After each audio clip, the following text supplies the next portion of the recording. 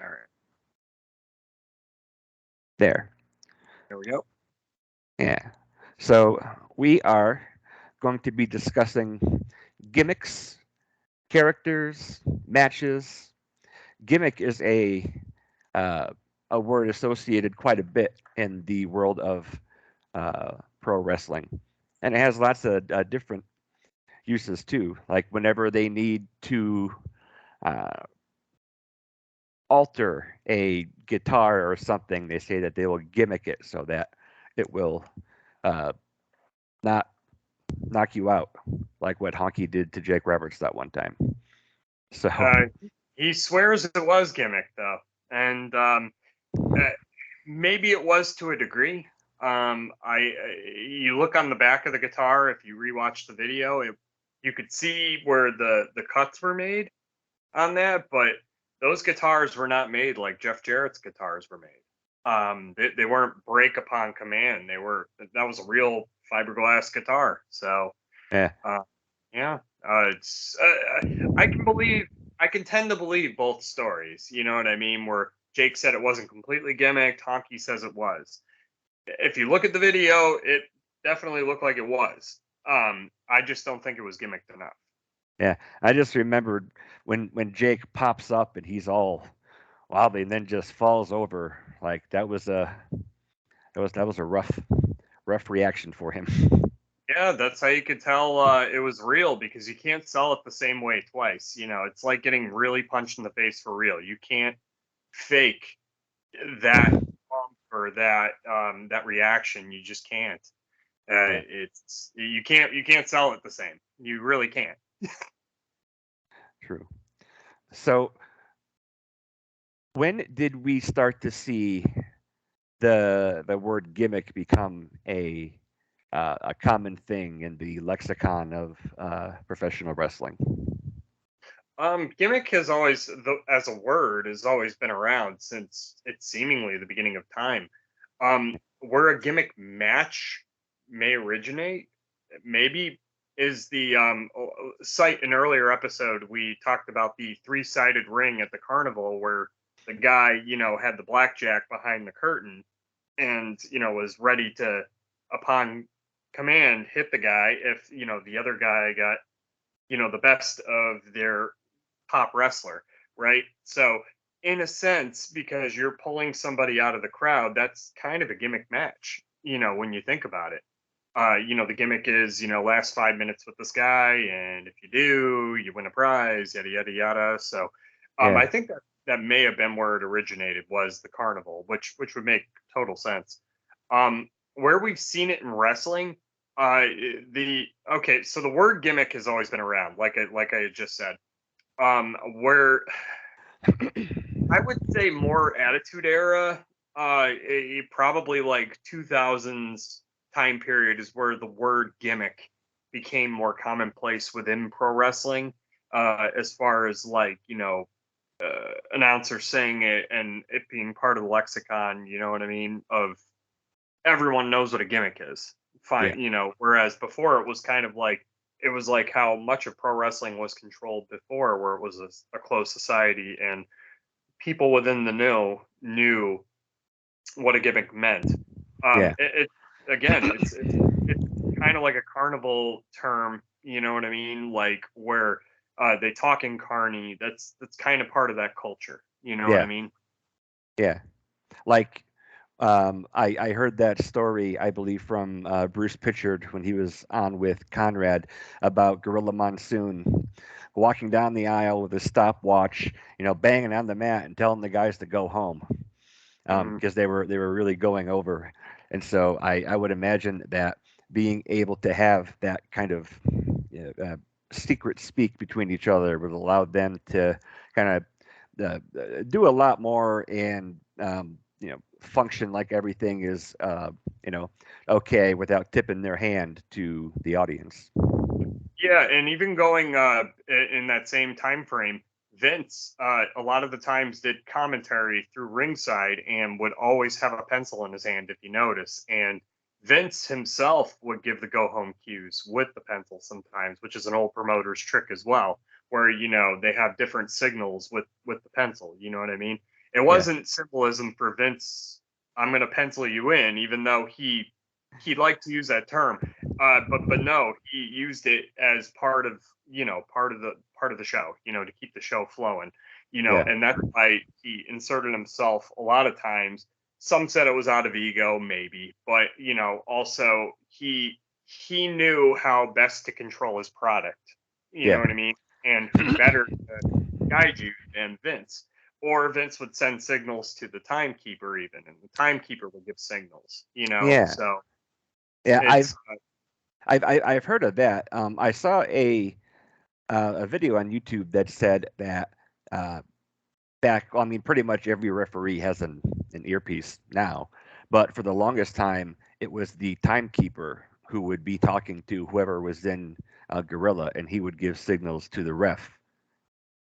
yeah, because who was paying attention to the timekeeper back then? Yeah. It was a different audience. We weren't trained to like look at everything. We were trained to look at what was in the ring because the guys and the girls were so good at what they did. So it's then we were all trained to, hey, look in this one place, Yeah. unless you were a keen fan, because smart marks have been around since the beginning of time. There's always been that one or two or 10 people who know the insides of the pro wrestling business and kind of watch with a little jaded eye. You know what I mean? Yeah. Well, and who was it? I think it was in the late '80s where it was, I don't know, like 2020 did this piece on some guy who brought them into a ring, showed them how it was done, and that kind of exposed the business on a national level. I can't remember who that was. Do you That remember that? Yeah, that was right. Actually, that was right before WrestleMania, the first one. And that Okay. particular wrestler is Eddie Mansfield, who passed away, I do believe, last year. He passed away, and he was the guy who basically showed John Stossel kind of how it was done and all that stuff. Of course, it didn't end well for John Stossel after that piece aired, because he hired the wrath of Dr. D. David Schultz, among others, because he wasn't David Schultz. That was unfair what happened to him, because he went up to a lot of other people and asked them, and they, being protective of the business. If you go back and look at Sheik kind of bowed up, and kind of defended pro. Right, he didn't slap him, but he was, very bowed up, and Yeah. that's it. You know what I mean? But Stossel asking Schultz, the wrong guy to ask, this country strong, corn fed Yeah. guy who actually did train with the Welches and Herb Welch and the Welch family, who's, very much their roots are down south. He got trained the old school way. So, of course, that meant stretching or slapping people around, Well, So and wrong person to ask. You know yeah, what I mean? Sheik and Sheik was a little more composed. Sheik knew how bad he was. He was more composed. So yeah. Well, and back in those days, it wasn't entirely uncommon to not smarten people up until they're like in the ring. Like they might even have like their first match in there, and they still haven't been let in on the secret. That yeah, yeah, and you know what? Wrestling was heading that way anyway, with the way Vince Jr.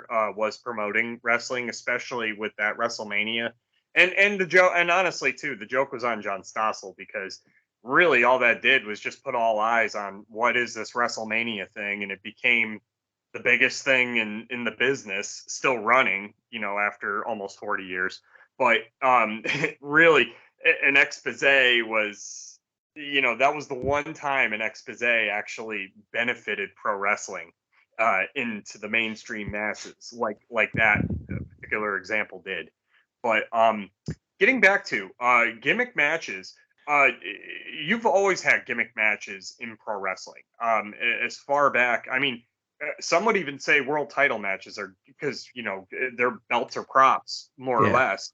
So that's a gimmick, or you would have the gimmick of the hillbillies versus the aristocrats, and the aristocrats rub into the hillbillies, and it's not kind of one of these, or big versus small. That could be a gimmick, considered a gimmick match.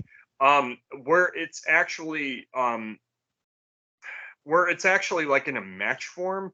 Um, I mean, the earliest sightings, again, that could range.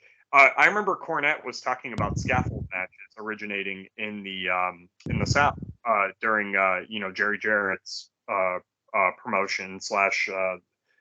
I'm not sure if it was Jarrett Welch or if it was the Goulis like era, but it like scaffold matches originated there, and they were just a regular thing to do. And Memphis always came up with weird gimmicky kind of matches over the years, like that were just so off the wall because that was the only place you can get away with it, and it was a weekly television show, so Yeah. they were trying to get weekly. It was a weekly thing, so they were trying to get audiences in, and so I mean, as far as it's tough to say, but it's I think it's one of those that's always been around. Where it became in the mainstream, I would say probably like 70s, early 70s, late 60s, early 70s, Yeah. kind of. Well, and thinking back to our episode about managers and stables, um, I saw a clip on YouTube when Kamala was first introduced. I can't remember who it was. They said that they were on some type of thing. He was like the personal bodyguard of like the king of Uganda or something like that. Mhm. So he brought him back here, and he was gonna manage him. I always thought stuff like that was pretty creative. Yeah, and Memphis was one of the first promotions, and I can't mention Memphis enough for their contributions to pro wrestling, good, bad, or indifferent. They really were the innovators of the whole video package thing. You know what I mean? And Kamala is a great example because that was his real name was Jim Sugar Bear Harris, and he was a preliminary guy. Much akin to Boss Man Bubba Rogers years later in Crockett, where Jarrett and Jerry Lawler saw something in Kamala where they could basically create something out of nothing. You know what I mean? And Kamala was never the greatest wrestler in the world, but Yeah, that was to his benefit and to his character because the character didn't have to do much.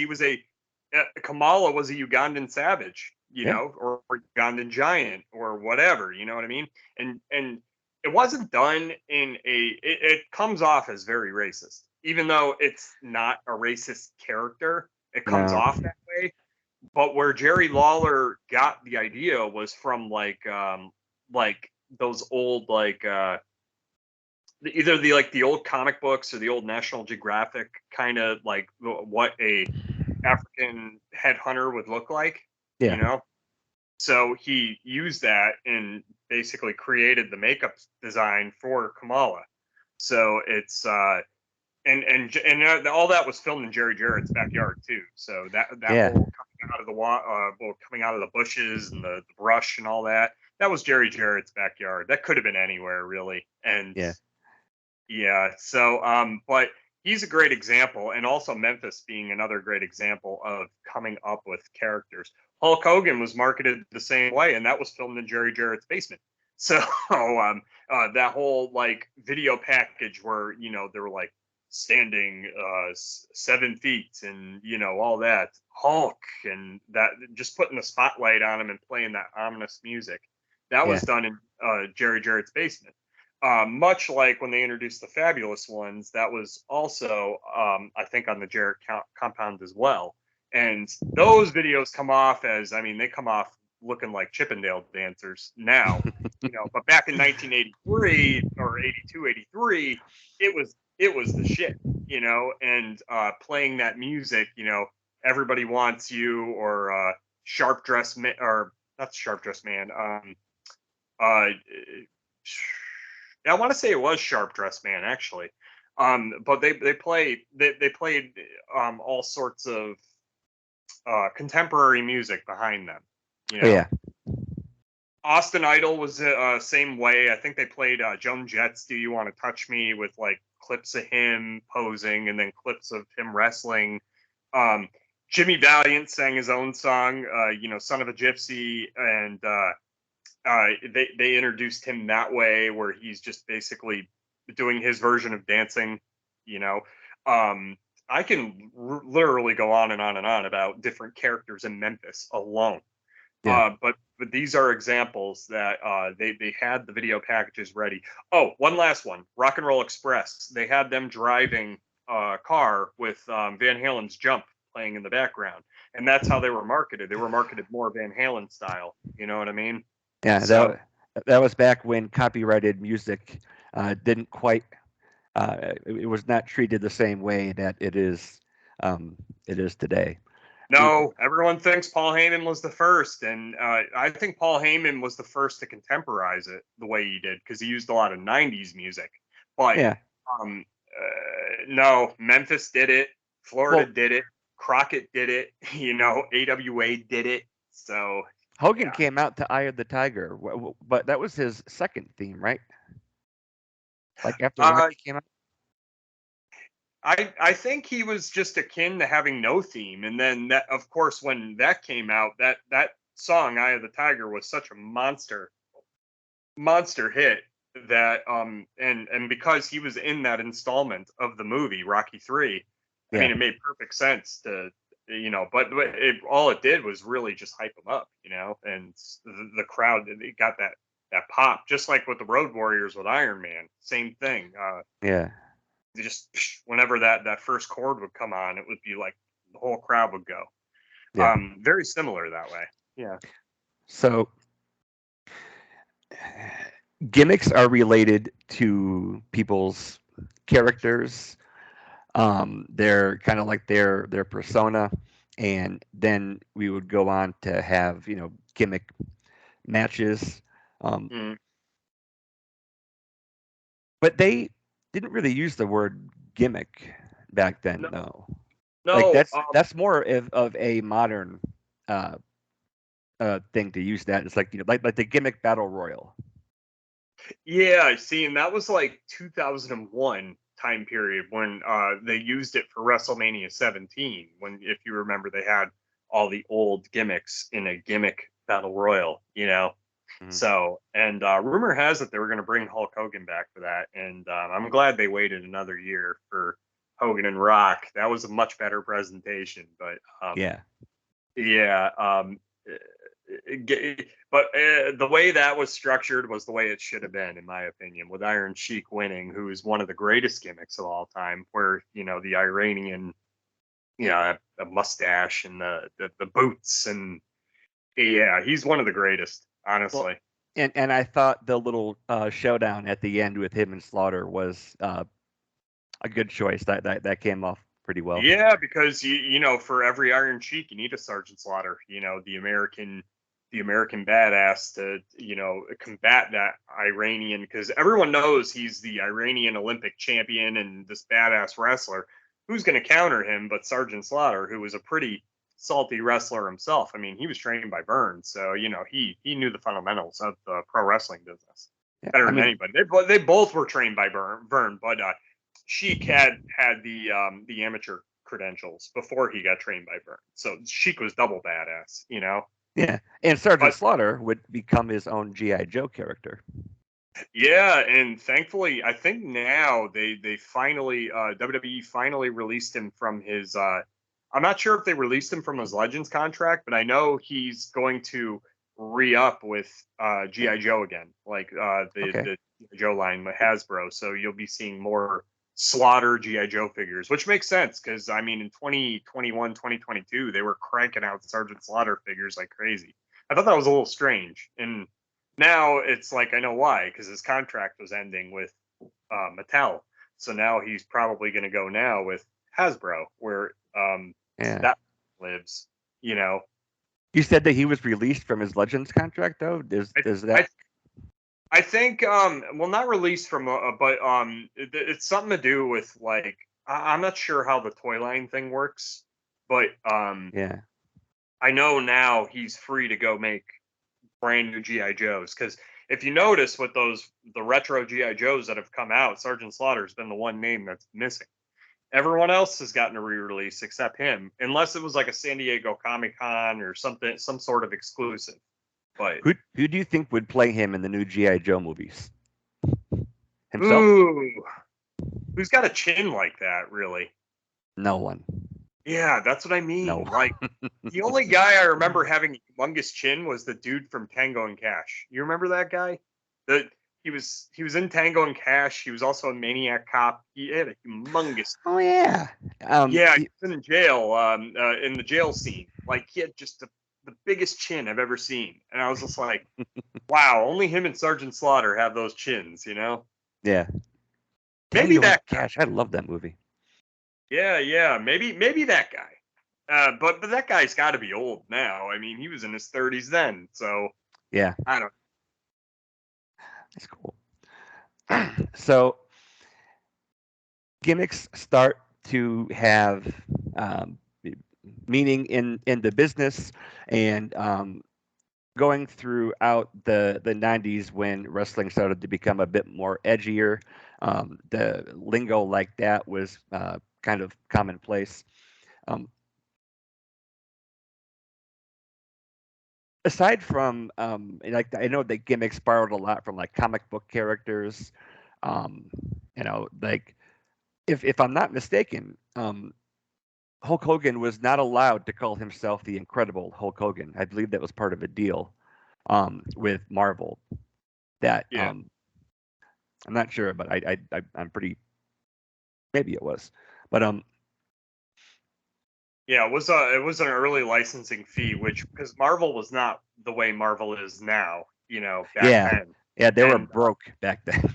yeah, and it was a pretty affordable license back then to obtain because if you notice any of the old merch, Hulk Hogan merchandise, you look closely, it says Hulk, Hulkster, anything Hulk related, it says trademarked by Marvel Comics, or the Marvel company.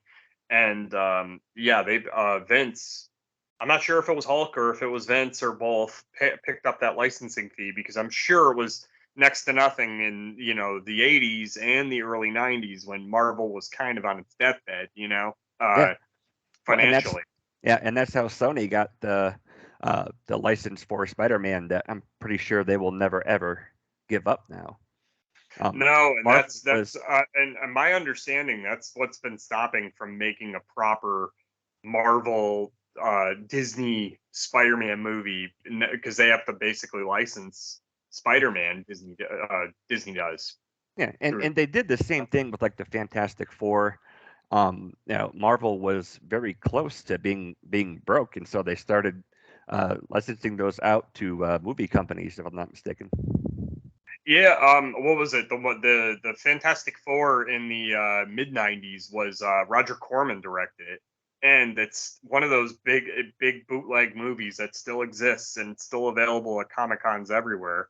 Because it was a fully produced movie, and it's one of the few movies that Roger Corman made that never came out. And like from the looks of it, I wish it would get a proper release because from the looks of it, it looked cheesy, but it looked very '90s, like the Yeah, way Marvel looked. You know what I mean? yeah, Um, like uh, the Captain America TV show.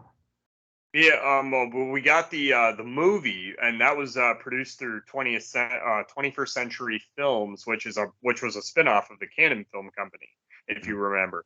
And they had basically, I guess they had to rob Peter to pay Paul to even get that movie done, and the fact that we have that movie is a sheer miracle. Never Yeah, mind, never mind, what it took to make, but because I guess the company was flat broke by that point. yeah, yeah. I don't know how much Disney paid for all of Marvel, but I'm sure it was a bargain compared to um, how much all that stuff is worth What today. a bargain! Yeah, Yeah. So I'm still trying to figure out when like the conversation could be had like this is someone's gimmick. Um, like what were some of the I don't know more notable gimmicks that started to get over? Probably when things started to get a little cartoony. like with the WWF and Vince, kind of going a little crazy. When do we start to see gimmicks start to become kind of over the top, cartoony, maybe silly? Probably, again, I have to give Memphis its due. That I would say them, especially under the Jerry Lawler regime, because Lawler and Jeff Jarrett Jerry Jarrett would switch off every 6 months booking, and you could tell the cycles of booking because Lawler was more about Lawler versus the Monsters, and half the time it was all stuff that he was inspired by because Lawler is a comic book fan. So that's where a lot of those over the top gimmicks came from. Is Lawler came up with a lot of that stuff. Um, uh, you go back even world class the in the early '80s when the Von Erich boys were really starting to take shape of that company. You had the Von Erichs, who their gimmick was they had no gimmick. They were the Von Erichs. They were the all American boys, Yeah. basically. They were marketed as such. Um, then you had on the opposite end, you had the Freebirds, who were the Southern rocker, kind of that Southern rock kind of gimmick vibe that Yeah. they had to them. You had uh, what's another example?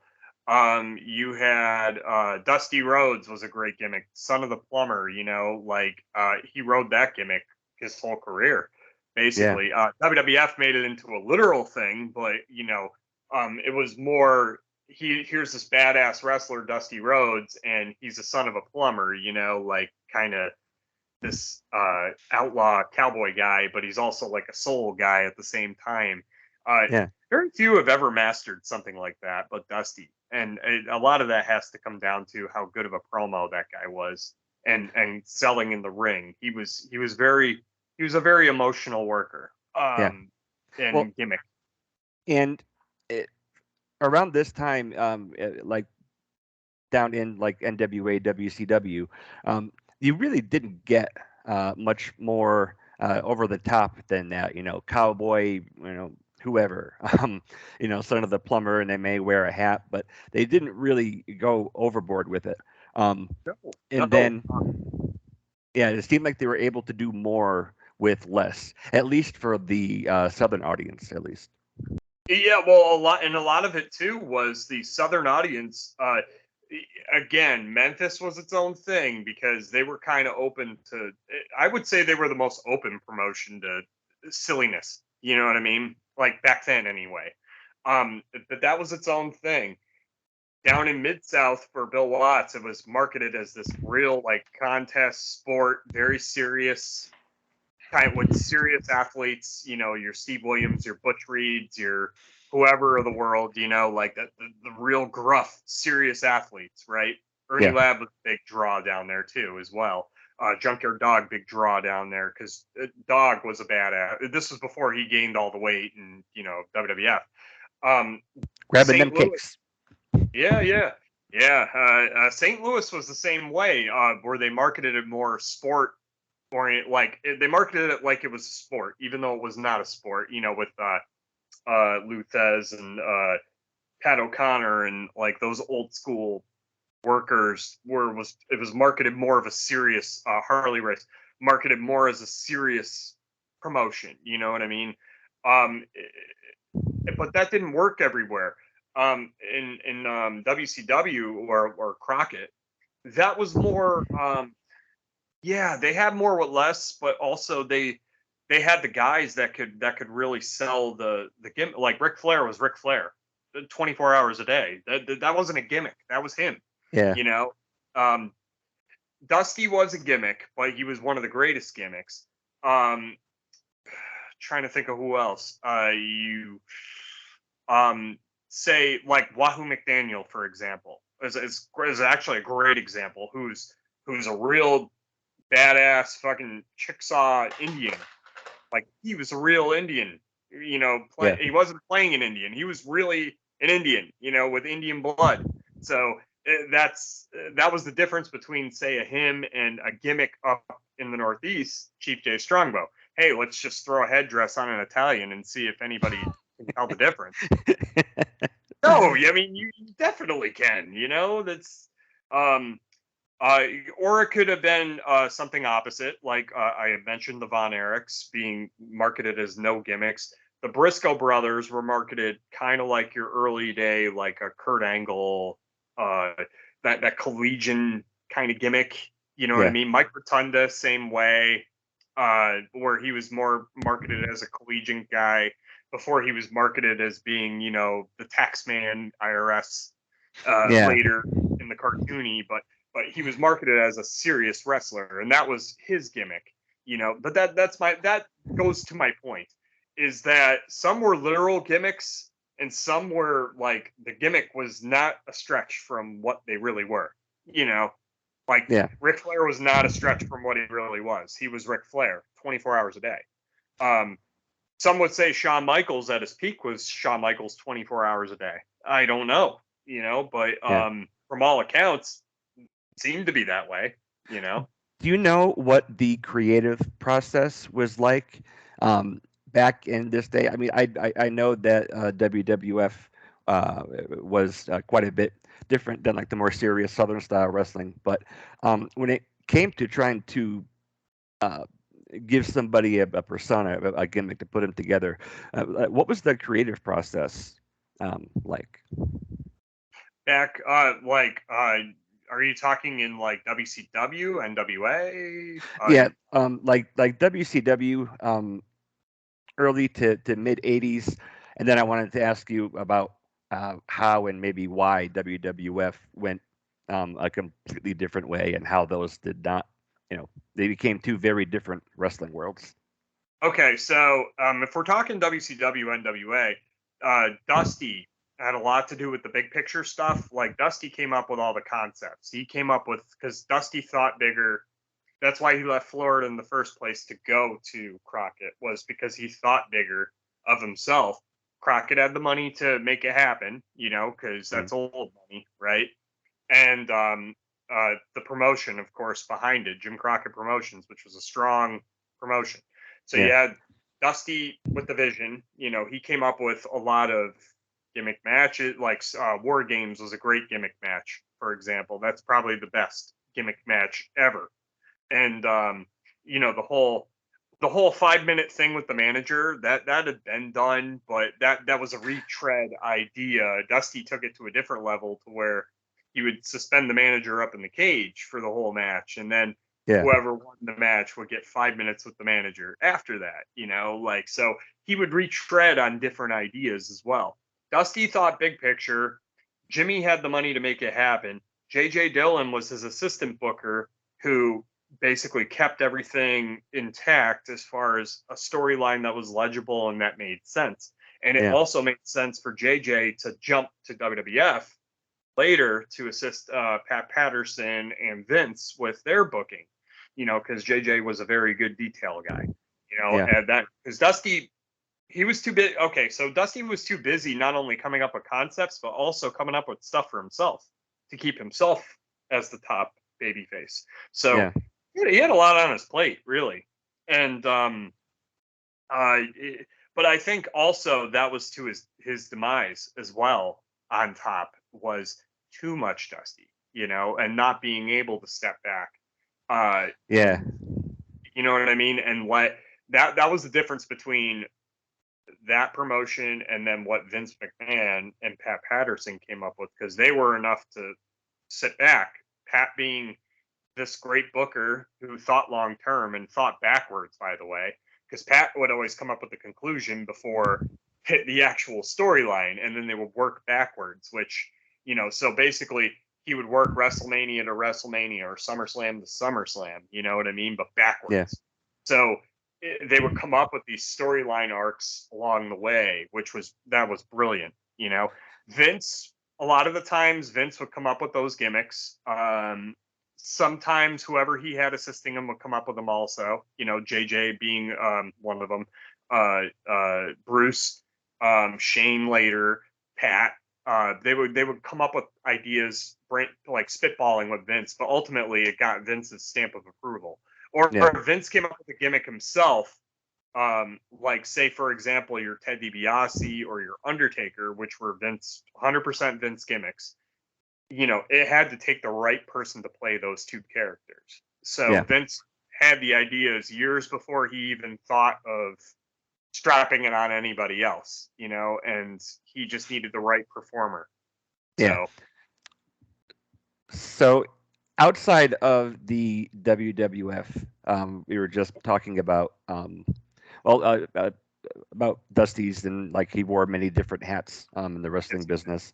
Um, when do you think is like the if you had to put your finger on one moment or one guy or one gimmick that took New York wrestling and kind of flipped it up and turned it into a comic book or a Hollywood type thing. When do you start to see that division between rough and tumble guys, down in the South, and people wearing capes up in New York?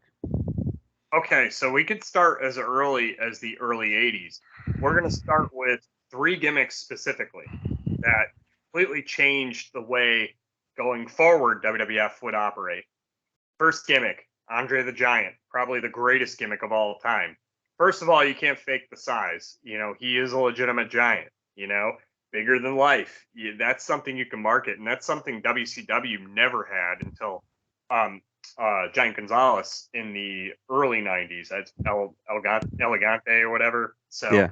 you had him, but that was way after, right? But Andre was that changed it. I mean, it was always the land of the big men, but Andre being the biggest, that had to leave an impression on New York going forward. Yeah. So that was gimmick number one. Gimmick number two, Superfly Jimmy Snuka. Do I need to say more about Jimmy? In that early '80s time frame, he was box office almost from the moment he got to New York. He was, nobody had seen a move set like that guy had. Nobody had seen a look. Nobody had seen none of that. Jimmy was probably, I would say, he would have been a complete package if he was able to do a promo. Yeah. You know what I mean? If Jimmy was able to do a promo, I don't think he would be unbeatable in my opinion. He would have been world champion a long time ago. Um, Number three, Tony Atlas. Tony Atlas is one of the. I mean, some would cite Rocky Johnson, and all due respect to Rocky, no, nobody looked like Tony Atlas back in the early 80s. He was big, he was jacked, basically that look was the look that Vince McMahon was looking for going forward. He wanted every one of his wrestlers to look like Tony Atlas. And, the proof is in the pudding because the Slammy Award is modeled after Tony Atlas. Is it? Yes, it is. It's modeled after Tony giving someone a press slam. That's I 100% did not fact. know that. That's awesome. Yeah. So that's how much of an impression Tony Atlas left. Now, Tony was another one that was kind of an iffy promo. He could do a better promo than Snuka and had that great body, but Tony's problem was Tony, and he documents it in his book where he just couldn't keep it together on his runs. But if Tony could, woof, he maybe we'd be sitting here talking about somebody else being WWF champion in the early 80s because Tony had the goods. Also was a great amateur wrestler as well. So, and which many people didn't know. So Tony could take care of himself in the ring as well. Yeah. So, but he was such a loose cannon that they didn't want to really. They wanted to, but they never did it. So, Well, and do you think that uh, like how matches were booked back then? And I started thinking about this when you talked about Andre and how Vince Senior started to book him. Um, Things like that started to be considered a lot more when you're trying to come up with something for a guy to do for a gimmick. Um, if they're just traveling the house shows, or if they're going to be packaged and put on TV. How much did that inform the types of gimmicks that guys were starting to take up back then? How much did it inform them with? Yeah, like how was like the changing from house shows to television? Was there any Oh, correlation between booking and production in as it relates to gimmicks or characters that guys would have? uh, it was well. Okay, so back then it was still very much a house show business, and um, okay, so you're I was talking. thinking of like Andre specifically because he was booked to go around. Like he wouldn't have been booked on TV the same way he was when Vince Senior was loaning him Yeah, out.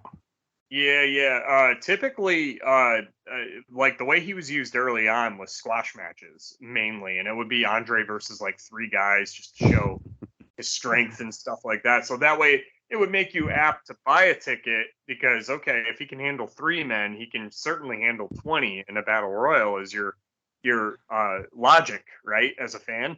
Yeah, So it, I would say that only helped Andre as far as the publicity.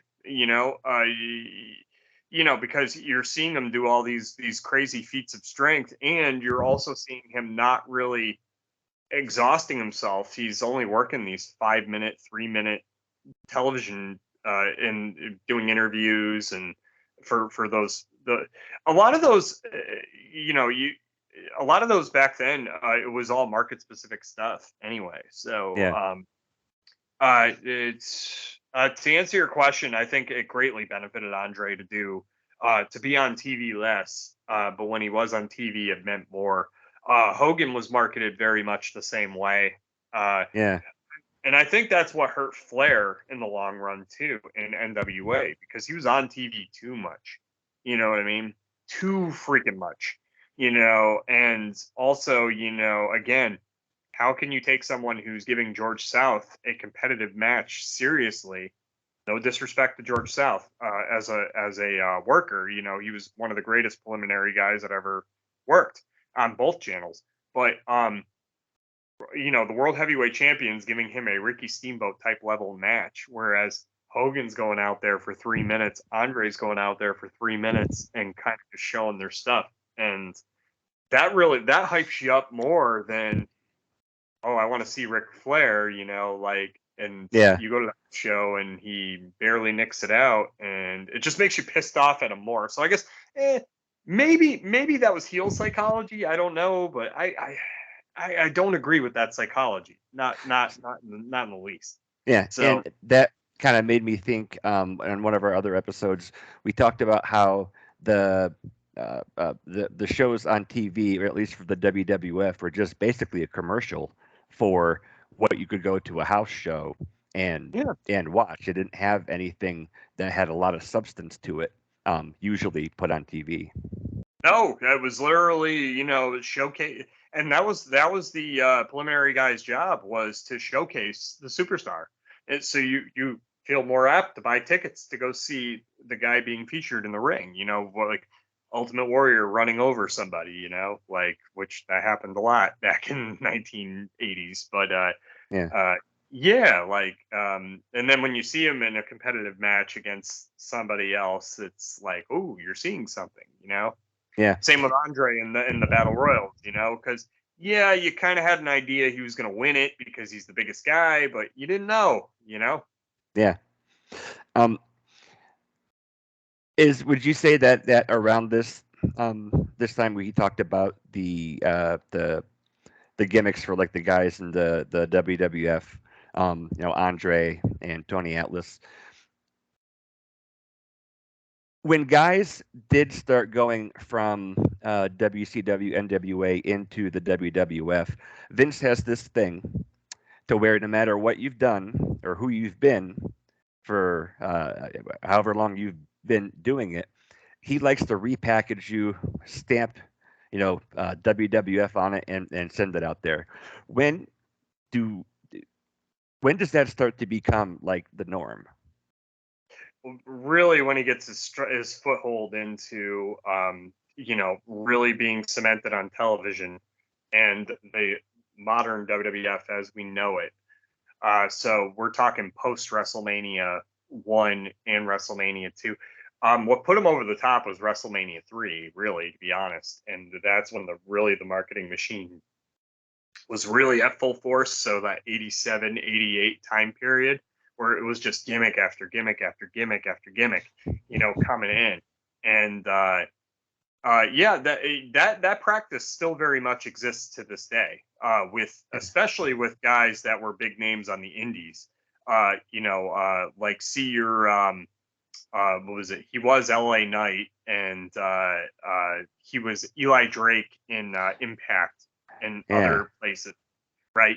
They still do, and I think they've changed his name to like Max Priest or something, or something. They've changed his name again to like something weird, but like he's an example. But that they do that with everybody, like, and that's more so, and now more so because we're better educated. It's common practice because WWE owns the trademarks to Yeah. both their finishing moves and their intellectual properties and all that stuff. So they're doing it more for a trademarking purpose, which the guys and girls did not know back then, really, until they got out of WWF and found out, when they got sued. So, Yeah, which that it was never stopped. It never stopped a lot of them from still doing it anyway. I'm just saying that stuff's been going on forever. That's like being in the music business and signing a shitty contract, right? You sign a shitty contract, you sign your life away just so you can get and you sell gajillion copies of your first album, right? And then all of a sudden you're like, oh, well, what happened? I got ripped off. Well, no, you didn't read the fine print of your contract, yeah. I think it was in sync. We're getting paid like minimum wage. Like weren't those the guys that had to get like part-time jobs when they weren't touring? They well, okay, so I've seen this documentary. It was called The Boy Band Con. It's on YouTube. It's for free to everyone to see. It's Yeah. fascinating. And what was it during that big run where they sold millions of albums of I think their first album. And finally they're sitting down at this dinner that they're paying for, by the way. Like their manager's not letting them know it, but they're paying for this big dinner, right? They each get checks for 25 grand a piece. 25 grand. You have this multi-million seller. You're selling merchandise out the wazoo. You're doing sold out tours. You're on MTV. You're famous as shit. And 25 grand. What is that? But pro Yep. wrestling is operated much akin in the same way, where Yeah. it's and that's getting back, wrangling that up, getting back to my point, where guys, that repackaging thing has always happened and it still continues to happen to this day. So with guys and girls, especially if you were a big deal on the independents. I mean, Daniel, what was he? He was Daniel Bryan. Now he's back to being his real name, Bryan Danielson, which everyone knew him around the world as Bryan Danielson. Not in WWE, he was Daniel Bryan. Yeah. So, And that's just like a small little twerk on his name. But I know that even now, like you some have get massive, twerks. Like what was it? Bronson Rechsteiner there, who's Braun oh Breaker. yeah, Like, hey, we're gonna acknowledge that you're a Steiner, but we're not gonna call you a Steiner. I know. And Everyone like knows he's a Steiner. I know. And then at like the Hall of Fame ceremony, he's introduced there, but on TV, he isn't. Oh, so let me ask you this: why into like the '90s? So you have a Sergeant Slaughter uh, Yep. turncoat, and then you have the Iron Sheik, who is no longer the Iron Sheik and is not acknowledged as the Iron Sheik. He's a former Yep. world champion. He's a very significant guy in that company. Yep. Why does that happen? Repackaging. They were repackaging at that point with Sheik. They were repackaging entire gimmick because people have seen. I mean, the Iranian crisis was pretty much over by then. If not, it was over early in the 80s, really. That Iranian hostage crisis and all that stuff, that was way over. So really there was no significance to that Yeah. purpose. So they were just basically repackaging him. That's just so weird because he was such a headliner for quite a long time. And the gimmick he was being saddled with was pretty close to it, but he was never acknowledged as Sheik. I don't know. That's weird. But in saying that, during the same time period, they bring Ricky Steamboat back, and he's just a dragon. Dragon. Yeah. Right? Just a dragon, literal dragon this time, like in a full outfit and all that stuff. They acknowledge that he's a former Intercontinental Champion, but they don't call him Ricky Steamboat. Yep. Not at first, anyway. They just call him a dragon. That's it. I'm just a dragon. Literal dragon. I'm going to breathe fire before the match. Yeah. That was pretty cool with the fire. That came off really well. Right. And I think it was, again, that was for repackaging and trademark purposes, like same practice that goes on today. Really. That's essentially, like, especially nowadays, that's really all it is. So that whatever you do there, WWE holds the copyright. Yeah.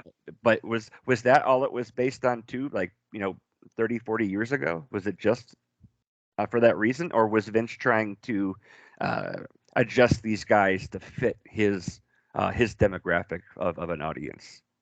I think it was a bit of both. Like some would say, okay, we'll go back to the Dusty well again with the polka dots. Some would say that was out of humiliation that they did that. But, of course, Dusty being Dusty, he made the polka dot thing work to his advantage. But again, I heard, it's,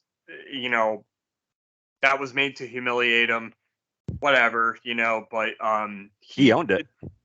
Yeah, Dusty was talented enough to make that gimmick work, and so that kind of backfired on WWF a little bit. But you notice he never used the polka dots again outside the WWF, right? Yeah. Never, not once.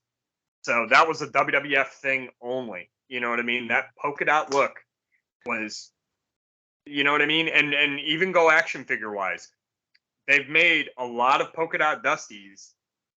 They've made very few American Dream Dusty Rhodes figures. Big difference. Big difference. And right around the time frame we're talking about polka dot Dusty, Jim Hellwig has this amazing persona on TV, and has I mean it's incredible, but he also has some issues with showing up, pay issues. So he gets fired or he's asked to leave, whatever. And he legally changes his name from Jim Hellwig to Warrior. So he could take that with him. And if it's his legal name in his head, this is mine. I can do whatever I want with it now. Yep. But that's not how it plays out. No. And his name was, I do believe it was first name Warrior, last name Warrior. So he was double Warrior. He was Warrior. And all his two kids were Warrior, and his wife was Dana Warrior, and that was legit their last names. So, no, it doesn't work out that way because the trademark to Ultimate Warrior, which Vince came up with, Ultimate Warrior, is copywritten. So Warrior couldn't use that name. He can call himself the Warrior. He could, because legally it was his name. I'm the Warrior. It is, but if he wasn't careful about different aspects of their, I imagine face paint, tassels, whatever. Yeah. He has the name, but he's still not really able to put that out there as himself. Yeah, and Warrior's bargaining point was the fact that he was Dingo Warrior before he was Ultimate Warrior, and he was Dingo Warrior in World Class, which is true. He was. And he was Dingo Warrior for a brief piece in WWF when he was on the C cards, when he started. But changed the name to Ultimate Warrior, and he owned that trademark lock, stock, and barrel, until Warrior had the opportunity to buy it back and put it under his Ultimate Creations. That happened somewhere within the early mid 90s. But Vince, that was a really contentious relationship. And I know there's actually Tom Burke just posted on Facebook a contract offer that Warrior was offered to the tune of $750,000 in 1987.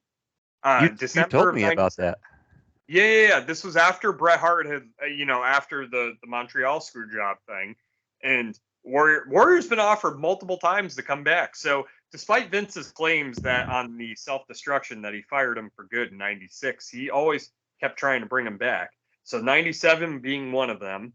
This was of course when Nitro, and I got to believe they signed him in December of '97 because WCW was kicking their ass so hard, and they were making overtures to Warrior over the years. They Yeah, use Renegade as kind of like kind of a dangling carrot to yeah, get the real guy in, and of course that didn't work. So Hogan always wanted him to come in, and they just could never come to terms with the money part. yeah. And finally in '98 he comes in, and yeah, we know the rest of the story there. Hogan gets his win back. Who gives a shit? Yep. And Thanks for stopping by. See you later. pretty much. And, honestly, in 1998, and, it may not have looked it in the ratings, but WCW was still crushing it in the business field. Yeah, So, having a guy like Warrior on their roster really could have benefited them merchandise wise, but they just never got a chance to capitalize on it yeah, like WWF did, and did well for a lot of years. And yes, Warrior did get offered another contract right after that in '99 because he was supposed to be the higher power, which ended up being Vince himself.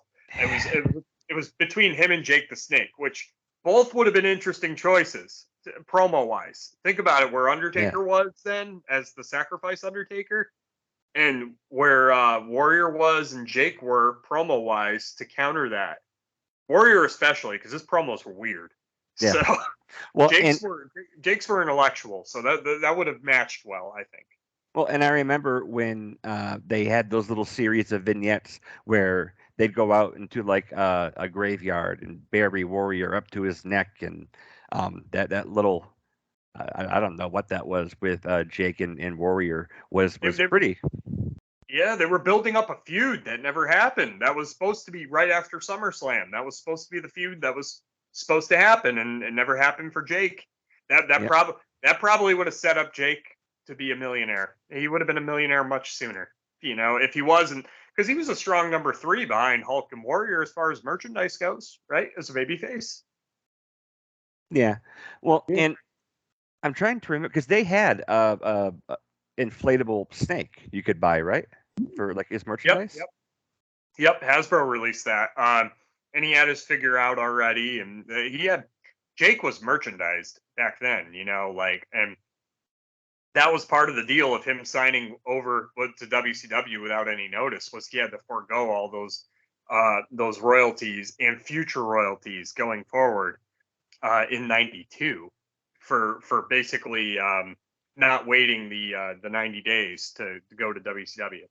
Yeah, So he had to forego all that, so imagine what he was making back then. And well, and because heels typically didn't sell merchandise, the money he could have made with Warrior, you know, yeah, probably world champion levels because Warrior was a strong number two yeah, to Hulk. yeah. At that time, he was. So, are there any other instances that you know of where maybe for legal reasons or monetary reasons, you see some guy in the business, uh, maybe not changing his name like Warrior did, but going to extreme lengths to try to hang on to that character for royalties or whatever reason? I know until his name came up in right after he had left in the and actually it was what prevented him from going to WCW was Tatanka. He he Tatanka had he didn't have the trademark on his name until like much later, like probably early 2000s, mid 2000s time period, right before he went back the second time to WWE. He had the trademark lock, stock, and barrel. Basically, he got to buy back his own name. But he that kind of prevented him from going to WCW in a way. Because he couldn't use the Tatanka name, and that's Yeah, what held. He says that's what held him back because he had gotten offers, but that never came to fruition. You know what I mean? And I always thought that was a little weird because he was very much a WWF guy at the time, and WCW was signing everyone. So Yeah. and they didn't get him, and he claims it was based on the fact that Vince still owned the trademark to the Tatanka name and he couldn't use it. So I don't know. He could have very much just called himself Chris Chavis, his Yeah. real name, Yep. and it would have been fine, But Are I don't there? know. Yeah. So are there? Oh, I was also thinking Bill Eadie from Yeah, that's a Demolition. big one. Yeah, Yeah, to this this day that continues. Yeah, the legal battle. not the legal battle anymore. That's very much one. They own the Demolition trademark, lock, stock, and barrel. They can call themselves Demolition, Axe and Smash. I do believe Bill Eadie and Barry Darso also own Crusher Khrushchev for Darso and Mass Superstar for Eadie, which he came up with anyway. Yeah. So I think they own the trademarks to all those right now. And I guess it's much akin to like the Honky Tonk Man story, where he was a holdout for the Hall of Fame for so many years and he owned the name Honky Tonk Man. So he if he had signed a Legends deal, he would have foregone a lot of money he would have been making on the independents, because I guess WWE has to they you can do the indies, but they want a certain percentage of what you make. You know what I And then, mean? but then you can take that character or gimmick anywhere. They just get royalties off it. Right. And Honky wanted all the money for himself. So, and he was successful with it for a lot of years until he didn't have to do it anymore. And then he finally gave in and went into the Hall of Fame. Demolition's a different story, where they own the name and that they won't, you know what I mean? They won't go into the Hall of Fame. They think that will have a hampering on their bookings. Um, I Maybe. don't think it would. No, I don't not think it now. would. No, they still do a lot of appearances and stuff, but I would like to see him there because, I mean, Christ, they were the longest reigning WWF Tag Team Champions before the New Day. So Yeah, I mean, and they were the first team to three-peat. And growing up in, no. I'll correct you on that one. The Wild Samoans were. I did not know that. Oh, Yeah. The Wild Samoans were. That was one of the first. It's funny. That was one of the first pieces of wrestling factoid history I learned on my own. In doing my own research, I remember when I was like 9 years old, I was like, "Oh, Demolition! They first ones to hold it." And I remember one of my uncles was like, "No, Wild Samoans did it." I'm like, "No, they didn't." And I read into it. Yes, they did. So yeah, yeah, I definitely did not know that. Um, uh, being a kid from New England who didn't have a lot of exposure to anything but you know uh, WWF. I had no idea who the Road Warriors were. They came in as Legion of Doom, but I grew up and kind of cut my teeth on Demolition. They were the yep. badass face painted guys. And I'm sorry, their theme song is one of the coolest theme songs that has ever existed in the business. It is. I'll have to agree 100%. Yeah. Also, you got to think too. Besides us growing up here and Demolition being in our psyche and consciousness, right? They were marketed too, like really well as baby faces. Like they were on a lot of stuff. They were on cereal boxes, for God's sakes.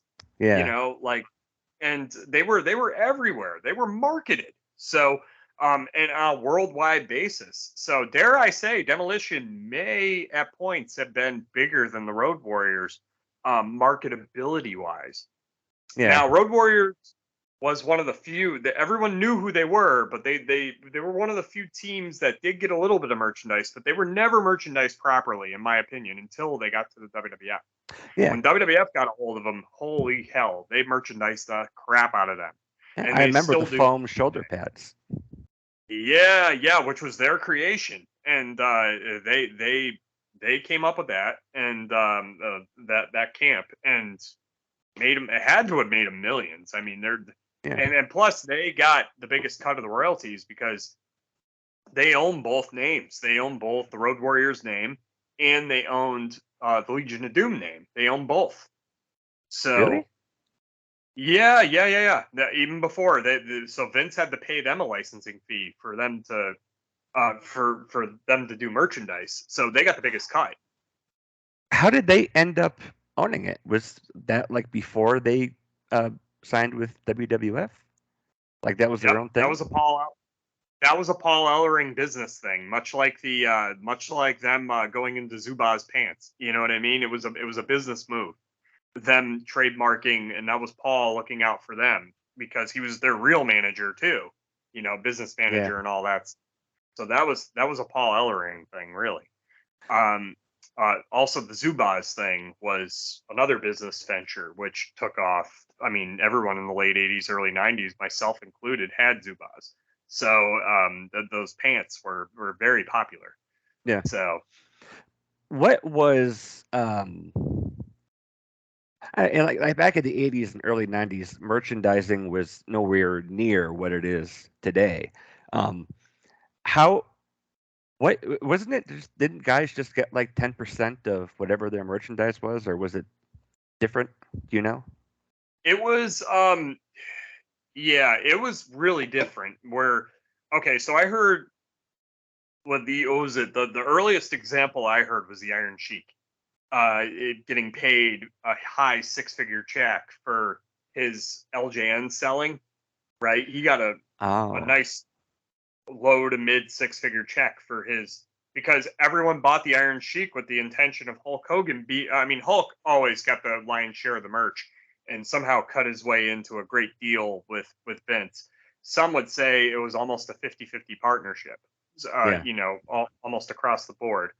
Um, I don't know that I'm not a figure guy, but you got to believe that Hulk had one of the biggest lion shares in everything, right? But Hulk had to beat up somebody, right? Iron Sheik, his figure sold like enough to where he was getting six-figure royalty checks regularly for his figures. Good for Like him.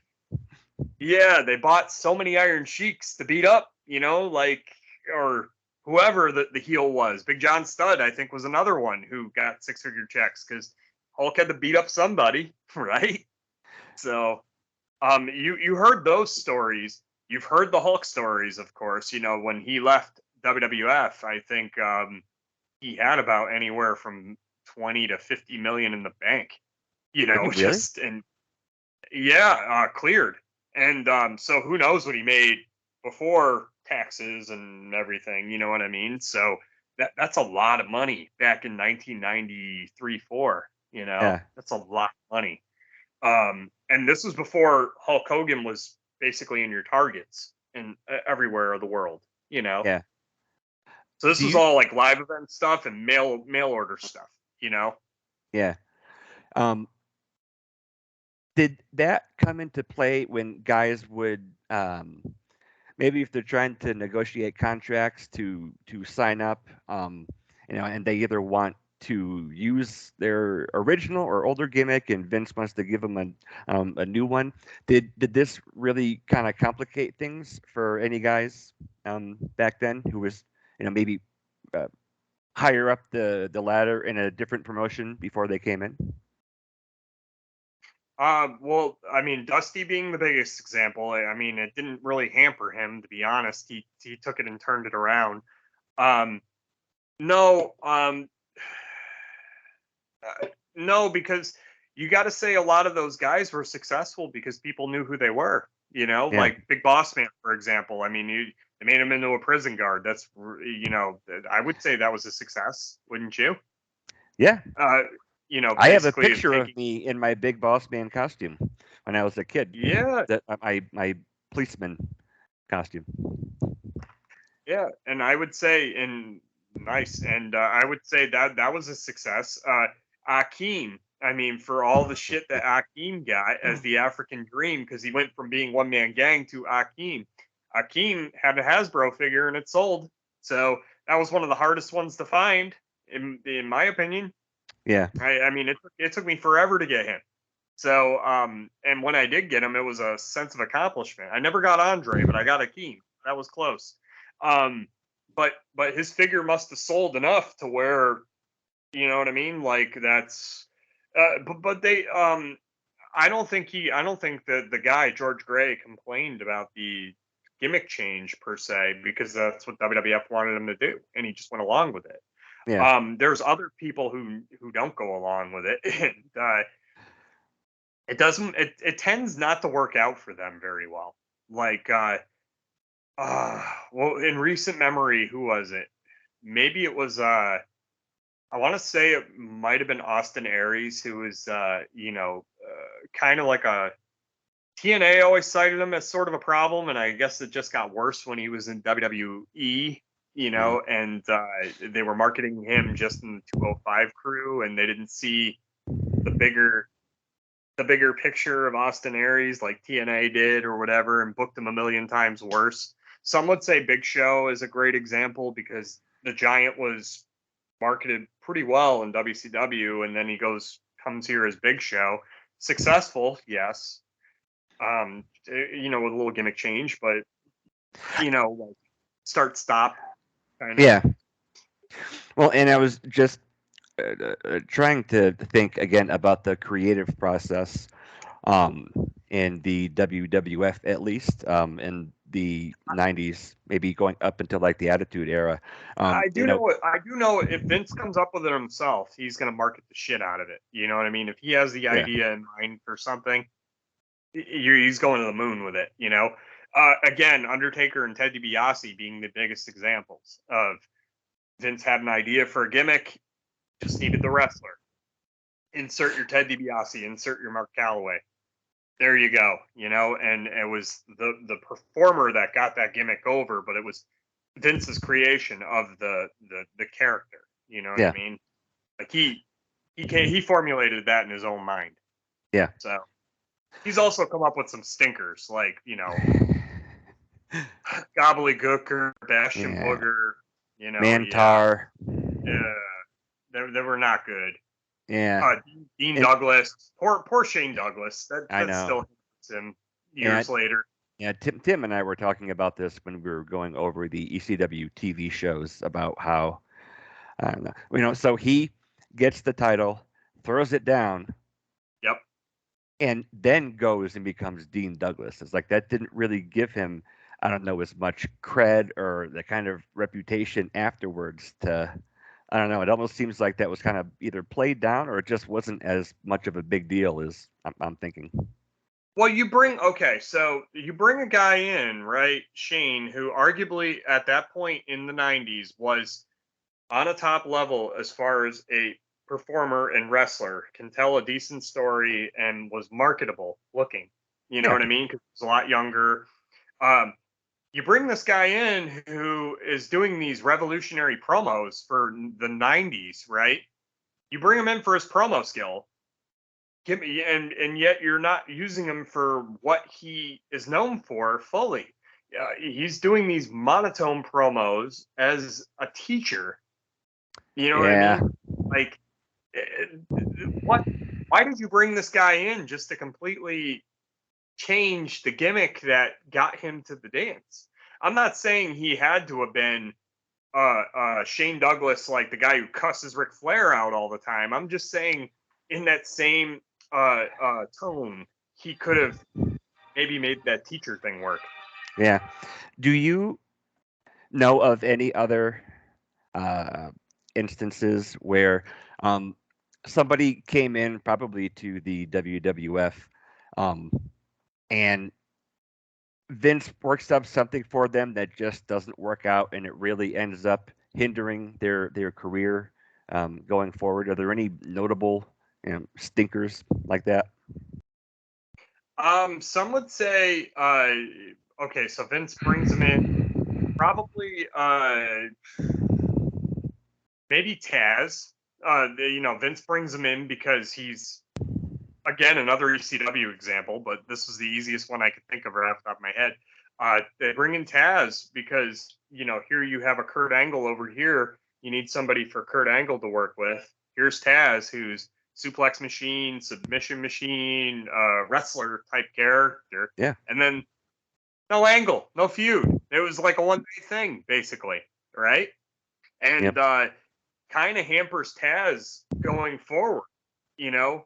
And I think what didn't help him was the fact that he got that big crowd pop the first night, you know, being an unknown to Vince, you know, but Vince knew who he was. You know, he had to have known who he was. He signed him. He secretly funded ECW. He definitely knew who Taz was. He was their top guy. Yeah. But he didn't think that New York audience would have accepted him like they did that night. And boy, was he wrong, you know? Yeah. But instead of like saying, marketing something like, okay, a couple of years earlier when Mick Foley came out as Cactus Jack on that Raw in the same building, where Vince was like, oh my God, I was so wrong about this. This was 2000. So they were making money. They weren't desperate anymore. So they were just like, fuck Taz, you know?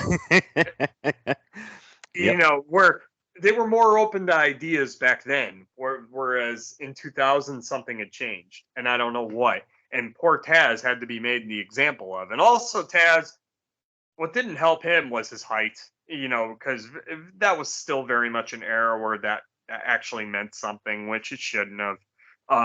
But Taz was here, Kurt was here, you know, like. Well, and that's I, just the nature of the business during their time. yeah. I mean, he's still, honestly, he's still, and to this day, he still has a very successful career doing what he's doing. And, Yeah. like, uh, it was never the same after that when he initially, the hype, and then when he came in, you know, like, it just wasn't the same. Yeah. So, Can you talk about guys who received a gimmick that's either actually admitted to be like a punishment or just a rumor to where somebody, you know, lost in a wrestling court or did something and they had to go out there and work with some crap gimmick?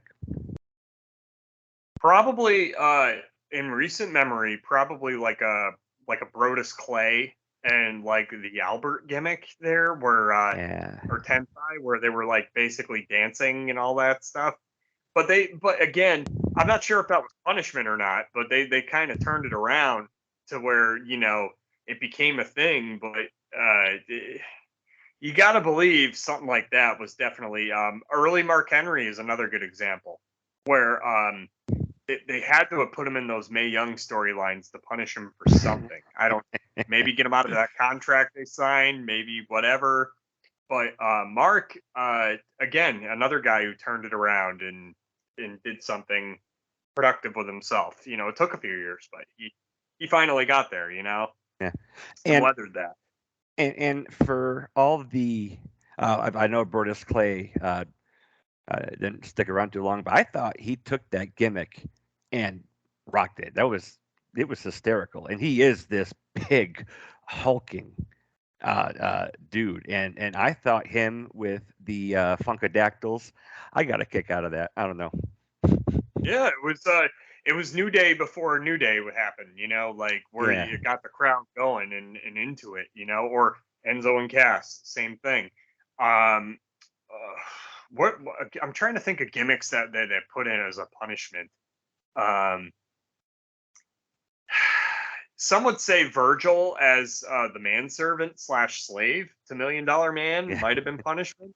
Also punishment to Dusty, like by calling him Virgil, which is his real name. See, Dusty's name just keeps coming up.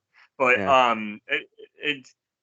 and Dusty and the word punishment for some reason go together. I don't know. And remember he got punished years later, like when he did the whole like uh you know thing to Stephanie where he basically pushed her. Like it was during that storyline there where they brought Dusty out to humiliate him, right? yeah. This was way later, and Stephanie talks, and Dusty does one of these, like to her Yeah. mouth. Stephanie like slaps it immediately, and Dusty was never on TV again after that. Really, just sporadic appearances. But yeah, um, what some would say are Goldust punishment, but really that wasn't punishment. no? That was a great creation. Yeah, are That there? was another Vince McMahon character that took off. You know. Are there any other really notable instances you can think of to where somebody just wasn't getting over with what they were doing, and so they just kind of get thrown a bone and they take it and just become a star with it, similar to Goldust? Road Dogg. Road Dogg, here he is going for being a roadie to Jeff Jarrett, which did nothing for 2 years. He calls himself Road Dogg with the right partner, be Billy Gunn, and lo and behold, they take something that was and Yeah, but it took one to play off of the other in desperation. Again, this was 1997. but they were the first team to break the three-peat record. They were the first ones to become four-time tag team champions. Yes, that's accurate. And Yeah, Billy Gunn, I think, is like a 6 or 7 time tag champ with multiple partners. yeah, Um, again, the unsung hero of the tag team division was Billy Gunn in the 90s. But, no matter who he was with, 90s and early 2000s period. I would say like about till about 2004 ish, when his run ended with WWE. He was really a good partner for a lot of different guys, and it was the ultimate tag team wrestler. yeah, And no doubt about it. No yeah. doubt about it. And the role that the New Age Outlaws played in DX was significant. Like they pretty much ran the tag team division until you started to see like the Dudleys, Edge and Christian, Yep. kind of go crazy with the spots and the TLC matches. But Yeah, and yeah, I I'm glad you brought this up because the Dudleys are another good example. Okay, they started with the tie dye in ECW. They come over to WWF in the tie dye, and then Vince makes them change their outfits completely to camouflage. Right, yeah complete gimmick change, but to their benefit, that worked. The camo worked on them, where you can't see them without the camo now. yeah So, and it's weird to see him with the tie dye now, but they rocked the camo for a lot of years. Also, when they left WWF, that was another source of that copyright infringement thing because they couldn't call themselves the Dudley Boys. But yeah according to them, Paul Heyman kind of screwed him out of the deal with that one, where he signed over all the IPs to Vince as well for Dudleys and other gimmicks that existed in ECW. For some reason, some got past them. Like Kid Cash had just come out in an interview recently and said he copywrote the Kid Cash name. So huh, they had to they used it in WWE, but they you know what I mean. That was his name. yeah. Uh, you know In your view, was there a gimmick that ruined someone's career more than the Red Rooster? Oh man, you know, I. What's funny is Terry. Yeah, Terry Taylor says he's over it, and I don't think he is. I've been to many conventions where Terry Taylor has been a part of those conventions, whether it be TNA or otherwise. And whenever somebody shouts "Rooster" at him, he shoots a dirty look back. So I don't think he's over that. Yeah. Every single time, because there's always one smartass in the crowd that does it. I'm And not the one who does it, but yeah, trying. I liked the Red Rooster. I really did. When I was a kid, I did, but I get a little bit older, and it's like, who came up with that? I Like, don't here, know. here's a red Who came up with mohawk, and you need to cluck all the way to the ring. who came up with the name? I mean, unless Vince was a massive Rolling Stones fan, because I only knew of the Little Red Rooster, which is a Rolling Stones song from the '60s, Yeah. right? Maybe that's it. I don't know. Vince is a big fan of that rockabilly, rock and roll kind of. Maybe I don't know. I'm spitballing here, but I you remember know, I liked Rockabilly for I don't know why, but I like seeing him away from the Smoking Guns. I think the Smoking Guns were they're a very solid tag team, but the tag team division at that time was uh, hurting for more people. Um, they I came always got 5 years too late. They came 5 years too late because if they had been there in even the early part of the 90s, in 91, 92, maybe, when it was still very cartoony. Yeah. I would say that would have been their latest cut. They kind of have the Tatanka syndrome, right? Where I always say to Tatanka, he came 5 years too late because nope, they didn't have an Indian wrestler in '89. That would have been huge. Yeah. Guy his size and all that stuff. Same with the Smoking Guns. They didn't have that really nice cowboy tag team back when they had a shit ton of tag teams, right? Yeah. Yeah. They would have been perfect for that era, you Yeah, know? yeah, they were very solid. Them, the Body Donnas were, and like the Headbangers were the tag team division for years. And yeah, like the New Age Outlaws is like the ultimate success story for. You need a new gimmick. You're not sure what to do. Look at Bradshaw and Ron and Farouk. Yeah. Two guys that were going nowhere as solo acts, and then put them Yeah, together and repackage them, and all of a sudden, yeah.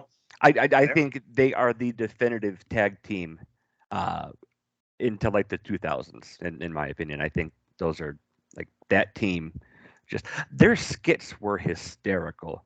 Yeah, and I think that's what set them apart is their the skits, the gimmick that they had, where they were just the ass kicker. Well, they were Bradshaw's a cowboy. Ron's this badass, hoss of a guy, right? So Yeah, they played off each other really, really well. But also having all those backstage showed their personality more than most tag teams, yeah, Whereas Road Dogg, you can always count on that ladies and gentlemen, boys and girls thing and whatever, and get the crowd pumped. Uh, it was different than how the APA was viewed. APA was viewed in a completely different light because of those skits.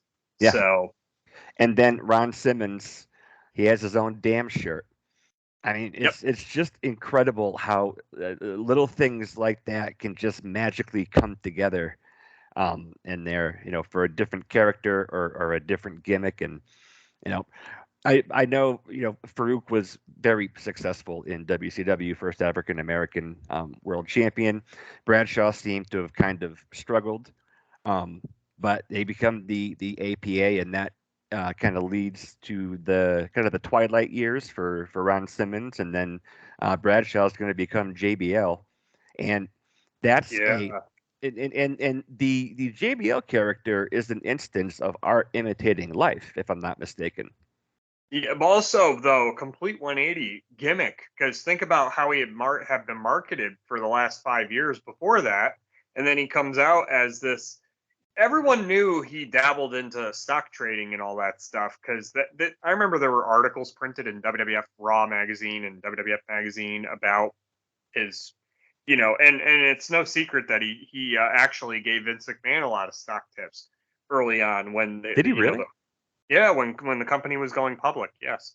Because what does Vince know about stocks, really? I mean, I'm sure he knows some, but he's too busy running a fucking business. Yeah. Like He who probably does? has some guys who could advise him pretty well, but Right. But why pay somebody when you have somebody right under your roof who's this amateur stock trader, right? yeah. So of course, But who are you going to go to? You're going to go to Bradshaw. yeah, and then that is starkly different than the APA, but that is in my view, his definitive character, like Yeah, who he is, and he would and that is a what was it J.R. Ewing combined with a Ted DiBiase type character rolled into one, and it did play off of a lot of real life stuff with Bradshaw, because everyone knew he did get rich from the stock market yeah and all that. So it's that's not a far stretch, really. But the exaggerated New York cowboy gimmick, the tycoon, that whole thing that's where the gimmick comes in because yeah yeah, he's a cowboy, but I don't think I'm willing to believe he doesn't walk around like that every day. yeah, but this like he's JBL is a Grand Slam champion. Not very Yeah, many people, I know, were able to accomplish that. Um, and so it's just weird. Like I look at the new Blackjacks, all of these new whatever, like LOD 2000 and all of these, repackaged things with guys that, it just wasn't going to get over. And the APA was huge. And then he still went on. Like that was almost like he kind of started over because he got put into a successful tag team and then they branched off. Well, Ron Simmons kind of became a backstage agent, I believe, and then JBL had a few solid years as world champion, Yep. wrestling Alberto Del Rio, a lot of top name guys at the time. Yeah, and it's much akin to going back to like Triple H when he leaves a successful group like the Generation X, who are at their peak in popularity and otherwise, right? Goes on to become the Game Triple H. At first he was corporate Triple H, but that would lead him into the character we all know now as the Game. Yeah. And a lot of people at that time thought that was a risky move, for him to do that. You know what I mean? Because the whole him evolving into the DX thing was, you could see that happening, and there really wasn't. I mean, yeah, he wasn't an aristocrat anymore, but you could tell it was very of its time. They were shedding a lot of that crap away, right? Yeah. Of new generation. So fans accepted that, but they didn't accept the fact that Triple H, here he goes from playing to the crowd, the whole "Are you ready" thing, to the serious, I'm wearing Conan the Destroyer. Yeah, and I'm gonna hit everyone with a sledgehammer, and and have these kick-ass matches, because this was before he tore his quads. So arguably, that was considered a risky move back then, and because he's Moving leaving him away from the DX. DX, yeah, because he's leaving a successful gimmick that's making millions of dollars to the Game, which is completely starting over, much akin to like how Bradshaw did with APA into the JBL character. It's very much the same as far as stepping away from something that's very successful, starting over, and then becoming successful somewhere else. Yeah. I wish guys and girls got to do that more often now. It doesn't happen like that anymore too much, but I wish it did. Well, and I know the creative process in WWE has changed quite a bit. I know once they started to bring in the television writers and had their, process. I know Jericho was not thrilled with that. And I think that was part of the reason he decided to leave. But now you don't really see things like that, where some people will just randomly get thrown together one night. And go on. Like it does happen, but I don't think anywhere near as much. Like the creative process is very structured and corporatized, I guess now. It's funny you mentioned Jericho, because I was going to bring him up next as just going from a successful character to, remember, he came out as the serious Jericho, wearing the suits and the monotone promos, as opposed to the over the top promos that he had been previously doing as Y2J, right? Yeah.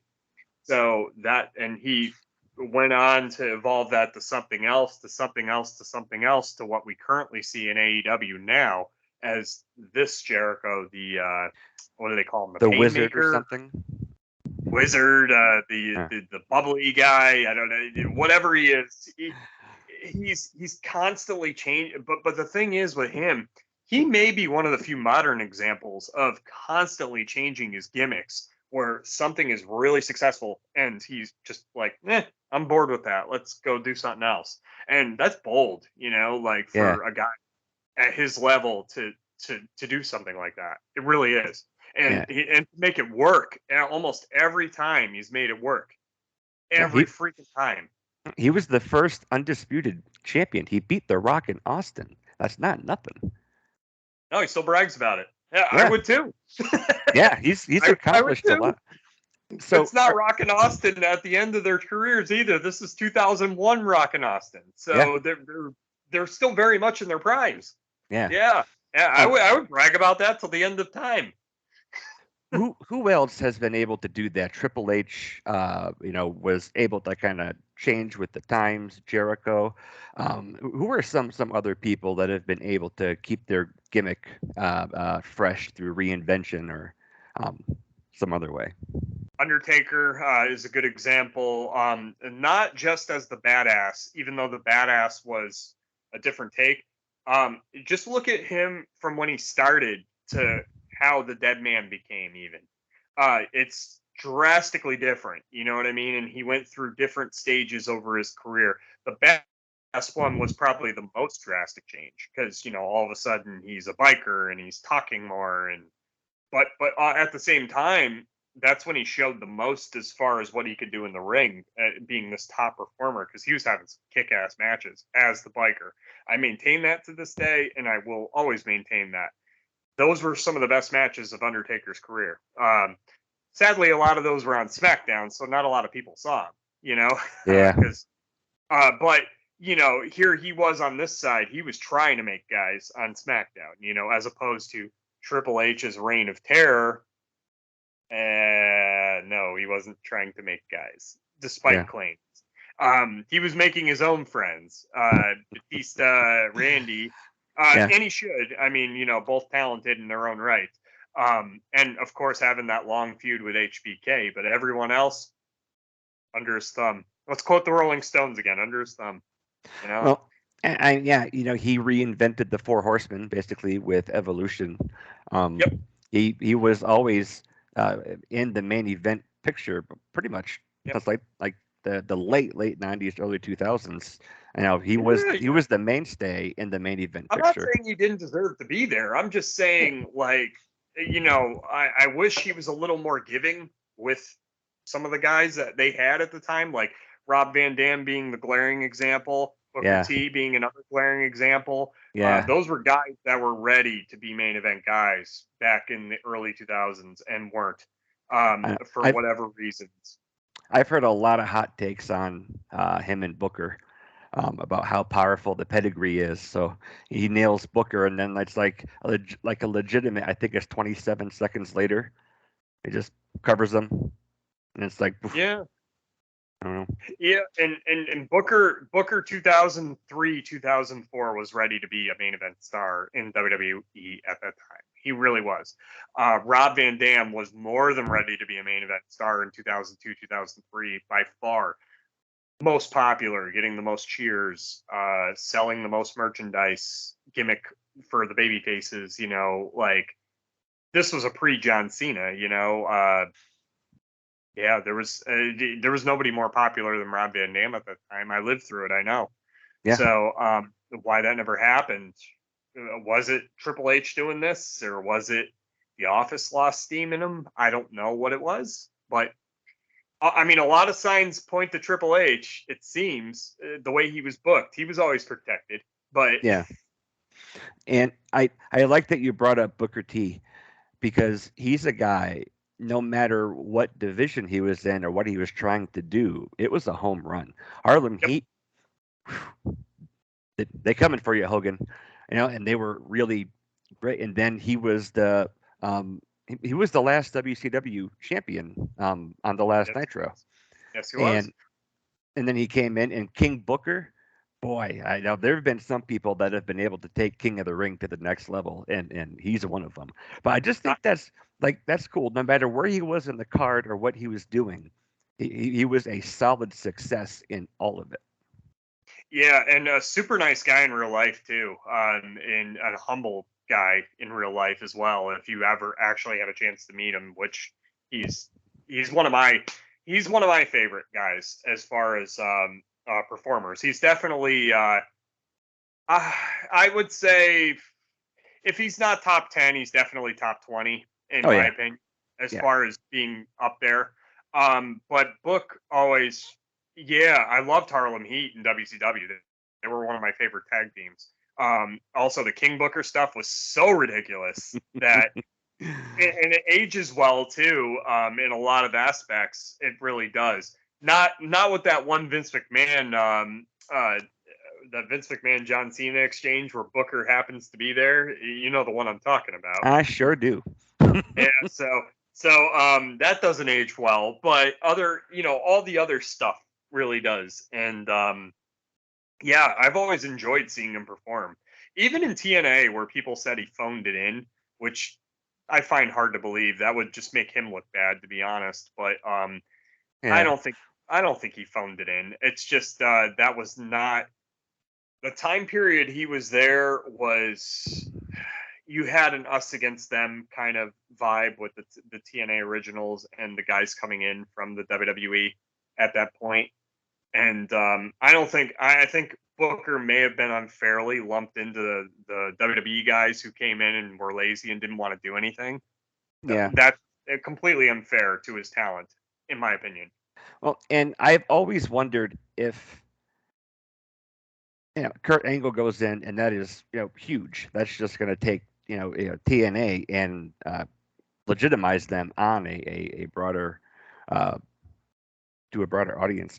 And I've heard so many different hot takes on whether or not it was good or bad that he went over Samoa Joe, because Samoa Joe was their homegrown uh, guy, and Kurt came in. Um, I don't know. I know that's I'm kind of going off on another tangent there, but No, well, no. It's I don't think it was illegitimate. I mean, it wasn't like Kurt Angle didn't give Joe anything in that match. He gave him a lot in that match. In fact, in the matches going forward, he was yeah, very giving of Joe. So it's like I don't think and really when Joe beat him at Lockdown, it mattered. Like that match mattered and made Joe a superstar. I think uh I think that's unfair blame to Kurt, to be honest, because there was nobody besides AJ Styles. There was no wrestler in that company that, and maybe Christian, to his credit, no wrestlers in that company that were more wanting to get the TNA product over than those three guys that I just mentioned. yeah, Like in the main event scene, nobody. Because Kurt went out of his way to make guys. It's everybody. It wasn't just Samoa Joe. It was everybody involved. yeah, Everybody from Samoa Joe to Amazing Red to Crimson. Some guys that didn't even deserve it. Crimson, Magnus. Or no. Yeah, was it Magnus? No. Sorry, not Magnus. Rob Terry. Rob Terry being one of the guys. Matt Morgan, another one. yeah, Uh, there were some guys where they didn't deserve to be up on Kurt's level, but Kurt, to his credit, made those guys, and AJ was another one that made those guys. Christian, same thing. So there was nobody who in the main event picture like those three guys that were trying yeah, hard to get the talent over. yeah. So wins and losses don't mean anything in pro wrestling, really. Especially It's work. nowadays. It's a work. Yeah. Like how did that make Samoa Joe look bad? They did No, one of the biggest. They did one of the biggest buy rates ever. I don't think that makes anybody look bad. yeah. No, I don't think it made him look bad, but I know a lot of the guys who were with TNA from the $10 um, a week times up until there wondered if um, having Joe put over Kurt right when he comes in What was kind let's counter that though. Did it make the TNA roster look bad when Samoa Joe freaking steamrolled over everybody, Warrior style? that's a good point. Yeah, yeah. Nobody talks about that, do they? That is Samoa very Joe true. wasn't an original. Hey, he wasn't an original TNA guy either. He was a Ring of Ring Honor of Honor. guy. Yeah. Yeah. So where's the debate? Where's the debate? All right. What would be let's take a look at gimmick matches. If I had to guess what would be one of the original gimmick matches, I think of like a steel cage match. Yep. Coal miner's glove. I've never understood that. I've That never. was a mid south. That was a mid south thing, and that had to have been a thing that was in mid south with coal miners, or maybe like rural Pennsylvania somewhere or something. Like anywhere where there's coal mines. Maybe somebody gets it. I never got it either. I Yeah, was like, what the hell is a coal miner's glove, and why is it involved in wrestling? yeah, You maybe know, in Virginia or something that means something, but I right. to a mainstream audience, yeah, it doesn't translate. You're right. Yeah. But so what would be some of the earliest gimmick matches? Um, Okay, this is good. So right off the bat, strap matches. They could yeah. be they could be Indian strap matches. They can be Texas death strap matches or whatever. Usually with a Texas death match, it was usually a cowbell attached to a rope where they had it was very similar to a strap match, except there was a Yeah. cowbell in the middle and you get to hit people over the head with the cowbell, Yeah. bust them open. Strap matches, Indian strap matches, you know, like Wahoo and Chief J in their respective fields were known for the Indian strap matches, right? So those are the earliest ones that I can recall. And then, like I said, the scaffold match has been around since the early 70s. It wasn't taken to another level until Cornette did it at the Starcade in '86, where he fell off the scaffold and blew out both knees. You know, so that's when it was really taken to a mainstream level. Scaffold matches in general are not very good. They're Mm. very they're like watching a battle royal. It's a lot of where you watch a lot of battle royals. It's a lot of punches, forearms, kicks. Really, a scaffold match. It's like you can kind of do some things, but really you're on a scaffold. Yeah, it doesn't seem to me like that it really introduces anything interesting. You just kind of watch people fall, and I don't know. That's To probably the only appeal to it, to be honest. And the way Cornette did it, he did it so. Again, you can't fake something like that twice. So you know the way he did it was so spectacular that it put scaffold matches on the map going forward. You know, even though it was an old idea, uh, you know, coming from the Memphis territory, it was yeah. an old idea. What other The kinds whole of matches? there was like 5 minutes with the manager, which you know usually if one party wins, they get 5 minutes alone in the ring with the manager, where they get to literally beat the crap out of the manager. You know, Yeah.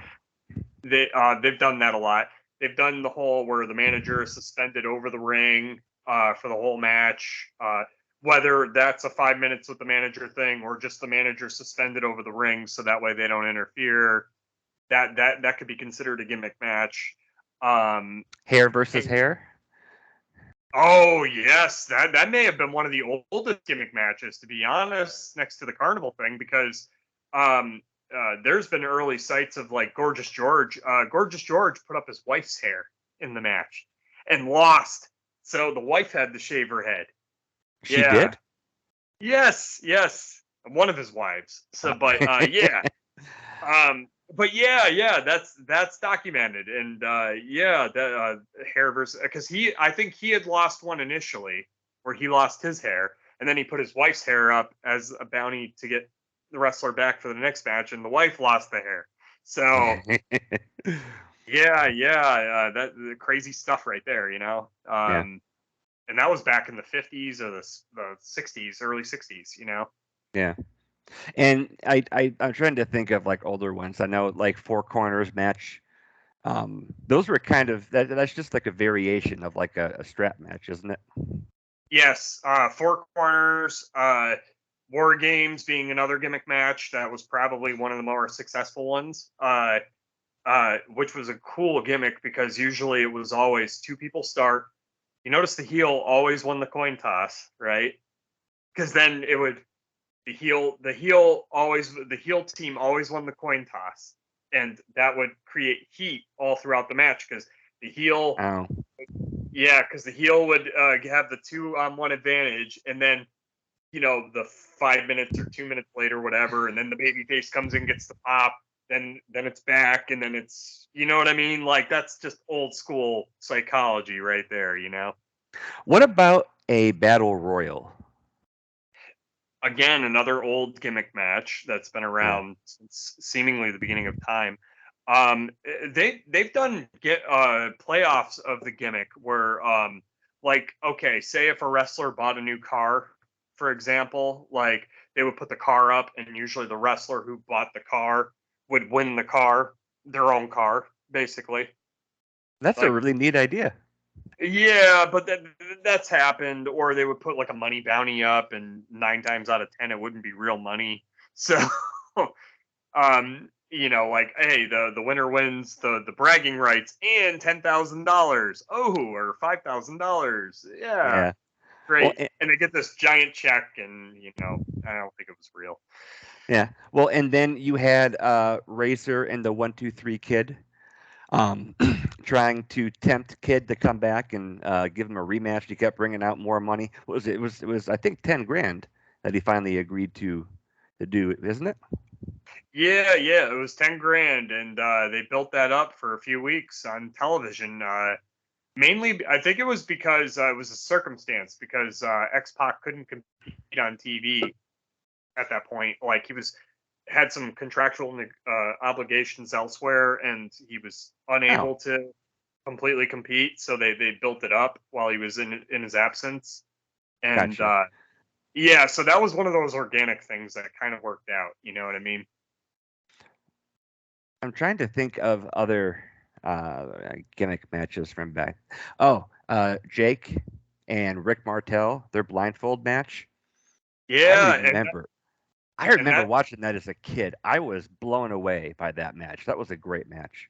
and that's not the first time blindfold matches have been done in wrestling, but Mhm. that was arguably one of the most high profile, I would Yeah, say.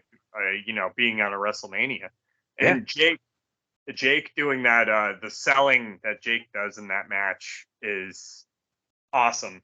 For quote unquote being blindfolded, which they really weren't. I think they could see out of the top part if you look closely, but yeah. You don't even have to look too closely. I heard Conrad grilling Bruce Pritchard about that. It's like he has his hand up in there, and it's just mesh, and the camera's just zooming in, so you can see, like he can see right out of the mask. I remember my dad noticed that when we were watching it, and now he was pointing it out to me. Wrestling is all fake, and whatever it was. But yeah, um, I remember watching that, and it was such a fun match.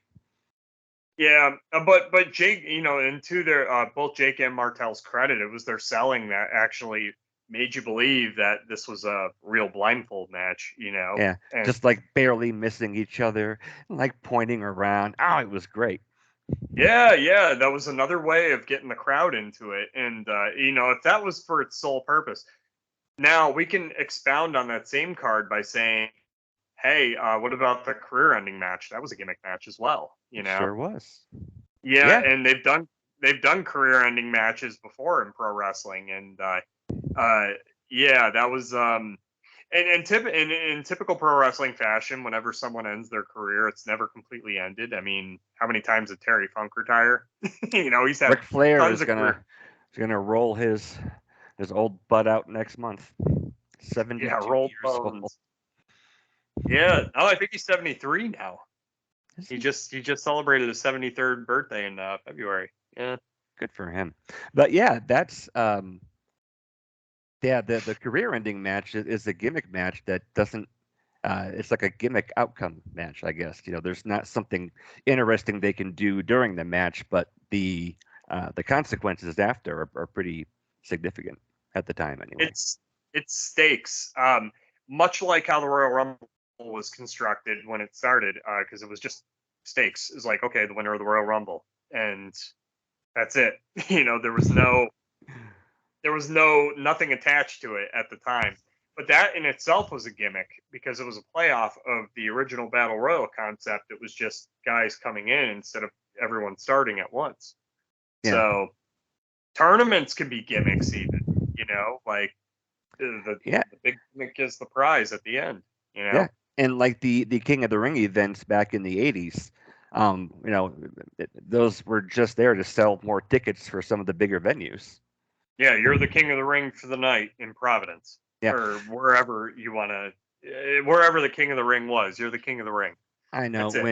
When Tim and I covered '93, I think we each had a fun list of how many times they said the first ever, and it's like Macho Man was saying the first ever. He was very much the Macho King. Um, just like little things like that are kind of funny. Yeah, Um, and I was about to say Macho earlier when we were talking Booker. There was besides Savage being the Macho King, Booker took it to another level, being the king. Like it's two examples in wrestling history where people have taken that king thing and kind of made it into their own, for their own success. Macho King being his own thing, and then Booker being his own, King Booker being his own thing. Yeah. So yeah, others have tried it, and well, maybe Owen Hart. I would say, to his credit, maybe Owen Hart took that whole King of Hearts thing. You know what I mean? Like he rode it as far as he can ride it. Yeah, he did something with it. Yeah, yeah. He also bragged about beating his brother. At WrestleMania. So he was good at bragging about stuff like that. What would be an example of a gimmick match that either somebody got hurt or it didn't work out, but it was kind of like a one and done that didn't really go over too well? Do you A know of any? gimmick match, like I okay. So the one example I can cite was, let's go to our friends at the NWA. The Thunderdome electrified cage match from '89, I think it was the first Halloween Havoc. It was okay. So it was supposed to. It ended up like really electrifying and setting on fire. Tommy Young had to put it out with his sleeve. I remember, and the Great Really? Muta put it out with his mist. Yeah, a little part of the cage caught on fire. So that didn't really work out for them. They had the Thunderdome cage, but they didn't really utilize it to its full capabilities. Flash Oops. forward 2 years later, Dusty with the Chamber of Horrors idea, which it was supposed to be. You had the big finale of Abdullah the Butcher frying at the end, but Cactus the cat was already out of the bag. That was a gimmick because literally the lever goes and they Yeah. shot it. They shot the lever going down, like right in the beginning of the match. Like, how is anybody going to believe that? But yeah, Spin the wheel, make the deal. yeah. No, I mean the coal miner's glove comes up. You know, I don't, Oh, that still boggles my mind. Out of all matches, the fucking coal miner's glove. Why? I, Like, I said I think that's kind of lost on my New England uprising and culture. It's just not. I don't know. I believe Ric Flair's little piece of tape he used to take out of the tights more than the coal miner's glove. And literally, that's all it was. It was just a jacked up piece of tape that he would hit somebody with. Yeah. That'd be it.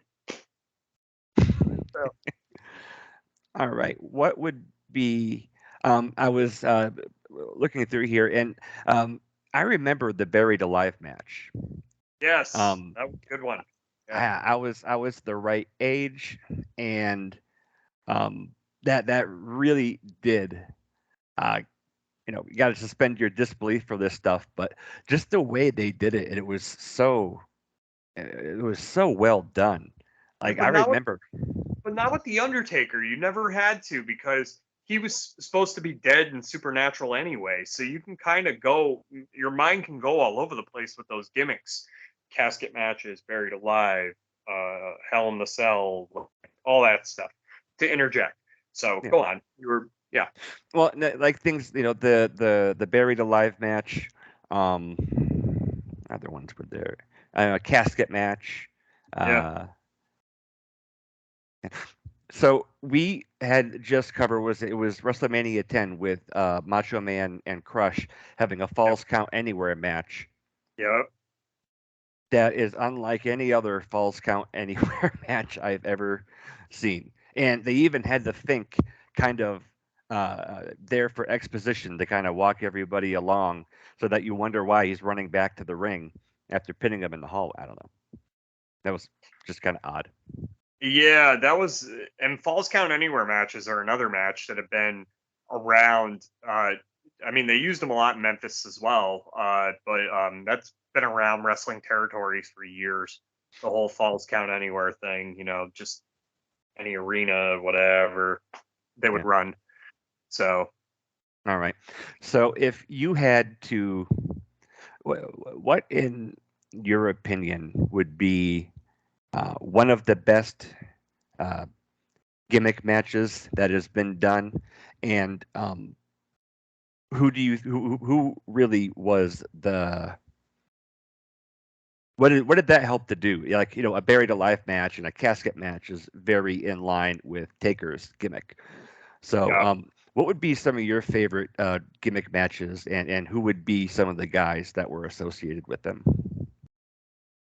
Well, right off the bat, you can't mention a gimmick match without mentioning Hell in the Cell, where Mick Foley falls off the cage and gets thrown off the cage in the same match. I mean, what did that do for his career except skyrocket it? I mean, at his body's expense, but it skyrocketed Mick Foley from being just an average character to, oh my God, look at what this guy could take. You know, I don't know if that set a bad precedent or not, but some would say it did. Mick kind of wanted to get away from that after that, but he can't because that's most associated with him. Really, the better match was Shawn and Taker, probably like 6 months earlier. That Yeah, was a way better match. Because it's told the story and it did all that crazy stuff in and outside the ring. You know what I yeah, mean? But Foley's, of course, is going to get the most hype because who falls off a cage and gets thrown off a cage? He's yeah, the only guy I know. yep. And Rikishi got pushed off a cage. That's not the same thing. yeah, that also makes me think of what event was it when Shane went off the he was on the Titantron that he fell off. SummerSlam. Yeah, that was SummerSlam against Steve Blackman. Yep, I remember that. Yeah, and I am sure that the platform he landed on was gimmicked as hell, but that was a that's horrifying to watch for me. Like my stomach gets all I get like butterflies watching that. Like, And whether it was or not, and it probably was, but I would say still, somebody's got to take that fall. There was no stuntman there, so it was yeah, Shane taking and that fall. and So for all of the gruff around like the McMahon family being put in there, Shane was a company guy. He yeah, would go hell, through anything. hell of a performer too. Better than I'd say any of the McMahons. Really, Oh yeah, Stephanie has the bitchy "I'm the boss" promo down pat. You know what I mean? Very akin to how her dad is, but Shane was the wild guy. Shane was the performer in the ring. Like if any McMahon should have been a performer in the ring, it should have been Shane. If he was a you know what I mean? Like if he actually was taken more seriously, not as just Shane McMahon, the boss's son, you know what I mean? yeah, Like if he was just a regular guy, like regular performer on the roster, I think we would talk about him in a different light. But my yeah, God, I mean, athletic as hell, that guy. yeah. And And then that coast to coast, where he got a concussion and knocked himself out. yeah, That was scary. but still, you got to give him balls for trying these things because Oh yeah, not too many normal people want to try those things. Not too many performers want to try those things. nope. Uh, Shane tries them, and sometimes they work. Sometimes you have a King of the Ring 2000 moment with Kurt Angle. Yeah, I, I go back watching that. Like it was like three times going in and like three Yeah. times going out as well. And Oh, I, just I seeing him can't land remember on his seeing him over and land on his over. head and neck. My God, that Yeah, could. and Oh, I'm pretty sure that because I heard on a podcast that they were trying to just get them to move on from the spot, and I can't. Maybe both Kurt and Shane are like, nope, we're doing this. They just kept doing it over and over. oh. Man, and you don't envy Kurt either because Kurt fucked his tailbone up too during that whole exchange outside. I think he did it actually on the concrete entranceway there. So, Yeah, in that whole thing, but my gosh, like how crazy is Shane to take all those and being involved in a lot of those gimmick matches, which he didn't have to be. I think and Kane later. I think that was the one where Kane put a car battery on his balls, I think, like the Chargers on his balls, which I don't know if that was real or not, but I hope for Shane's balls' sake it wasn't, like, but I'd because probably I lean mean, towards it not being legit. yeah, but still, I mean, just thinking about it, you don't want nothing near your balls. Never mind a car battery charger, with Yeah. Kane putting it on. All right. Um, Going back to gimmicks of men and women, can you look back and say maybe within the realm of like our lifetime, um, there was like a gimmick that wasn't either supposed to get over but did, or was supposed to and didn't, and it was kind of catastrophic for um, for that. The first one that comes to mind, and the way I'm trying to phrase it is, I think of the Shockmaster. Oh yeah. Oof. Is there anything else close to that level? Um, to have such a disastrous, probably akin to the Shockmaster would be the Gobbledygooker, because Vince really wanted to take that character on the road and make it a mascot and all that stuff, and He that did. was a yes, he did, and that because Hector Guerrero was the guy playing the Gobbledygooker underneath the costume, right? And Hector was a pretty competent worker himself, so he could pull a lot of those high flying moves off, right? He's a Yeah. Guerrero, but that was an example of a miss. You know what I mean? Shockmaster, an example of a miss. One that was a miss at first, and then he turned it around was The Rock. That was probably one of the biggest, early. Oh man, they're trying to shove this guy down our throats, and then they make him a heel, and there it was. It was almost instantaneous, but Yeah. The you minute could they let see him it. cut loose on the mic. Yeah, you could just see it. You know what I mean? Trying to think of other gimmicks that were destined to fail. Probably the oddities in the late '90s too. Yeah. Because think about it, they take Kurrgan, this guy who was supposed to be marketed as serious in the Truth Commission. Claw. They had Don Callis as his manager and stuff like that. Yeah. That wasn't working. So they had Kurrgan, the dancing fool, and that got over. So that was huge.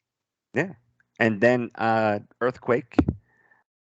We At had. Olga. Yeah. Yeah. Mhm. So. All right.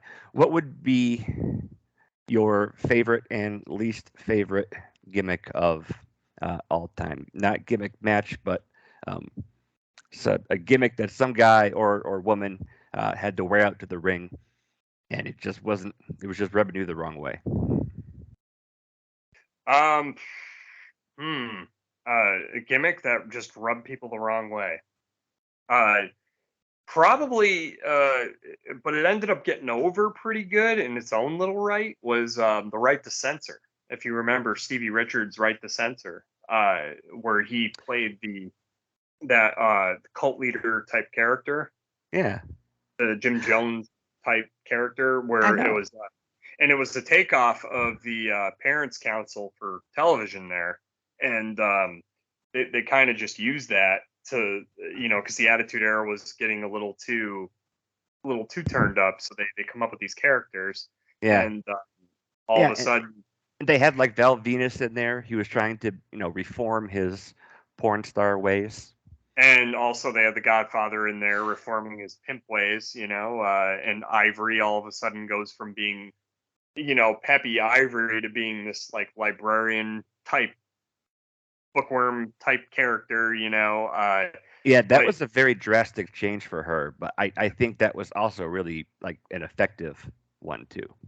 right. And I think that was a gimmick where it came out where people didn't know how to take it at first, but like when they kind of got what it was about and knew I mean, they did their job as heels, really. And that gimmick only lasted about a year, but it really, um, it really did something for Steven Richards promos as Steven Richards, you know what I mean? But Yeah, also like got that whole they worked with everybody and they it got a reaction every night. You know what I mean? Where at first you were like, "What the heck is this?" And then all of a sudden it's like, "Oh, here come the right to censor." It was its own little thing for like 2 seconds. You know what It I was mean? really well done.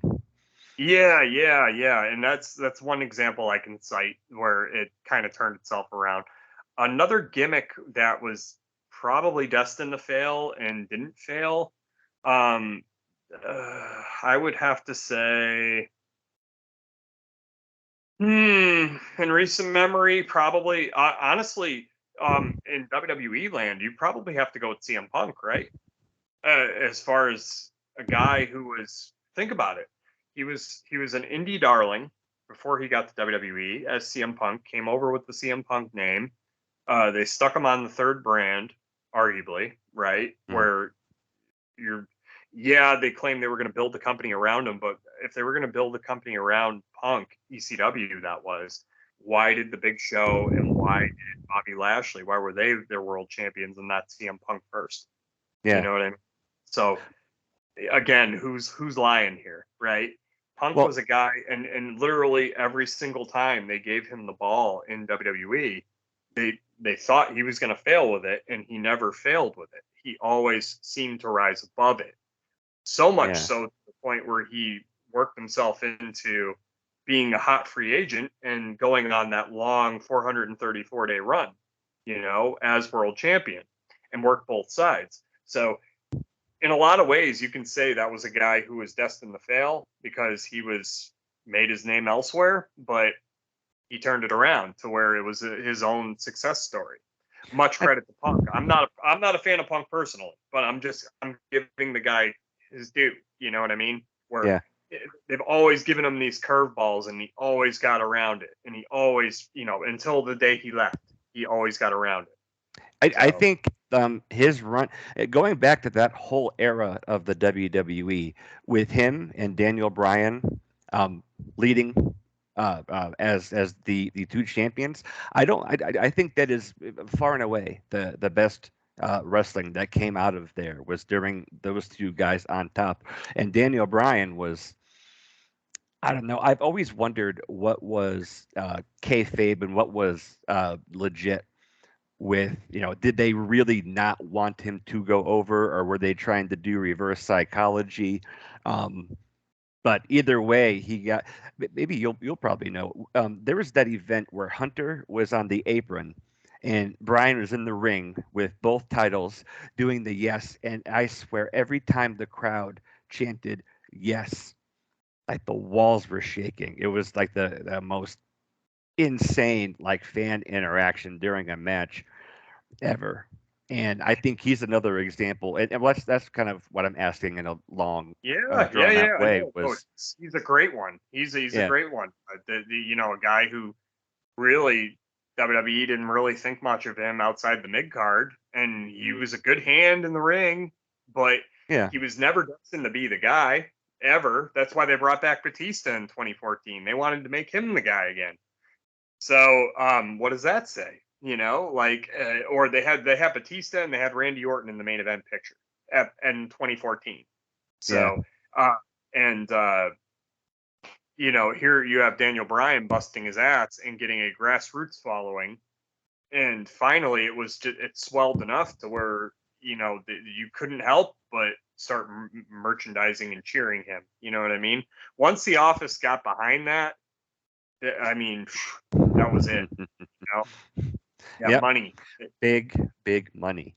And Yeah. I also think of when they broke apart the Shield, trying to force feed Roman down everyone. I mean, I don't know if that's really related to like his gimmick or just bad timing or anything, but they could not get him over for anything. And I even No. brought And The Rock back, and they booed The Rock right out of the building along with Roman. yeah, yeah. And that just wasn't his time. He needed. He benefited from the pandemic, and he's one of the few wrestlers to do so, where he benefited from having no fans, so that way he can work on artistically getting his craft down. Because I think really, um, for him, it seemed like the crowd like kind of threw him off. You know what I mean? Like where his performance off a little bit. You know what I mean? He had no crowd to really work with except for those screens, so he was able to finally let loose and be free. So maybe Roman it could be a good example of being destined to fail and turning it completely around in recent times. Yeah. Um, Some would say the New Day too, because they were just kind of all paired together as whatever, you know what I mean? But they turned it around to where they were a merchandising machine, uh, right? Tim has a really interesting insight. Uh, Drew McIntyre finally, gets his big push, but it's when there's not a crowd, and he is, the installed guy for the pandemic. Yeah. And then once we started getting the crowds back, they're like, "All right, thanks. Why don't you go fight Sheamus in a parking lot or something?" And it was just it seemed like it really was like a thanks, we don't need you anymore. I don't know. And I think in Drew's case, he benefited from a crowd more than not having one. Whereas Roman, it was opposite. So Yeah, it's really weird that way, but he's got a point there. Yeah. And it's a shame because Drew's a bona fide main event guy, especially now, in my yeah. opinion. Oh yeah, I completely agree. It's so funny going back when he was like 1/3 the size, and it's like that long hair and no beard, and waxed his chest. It's like wow. Uh, I don't know if I could have ever seen that Drew McIntyre getting over, but Yeah. No, not at that, not in 2010, 2011 when he was there initially.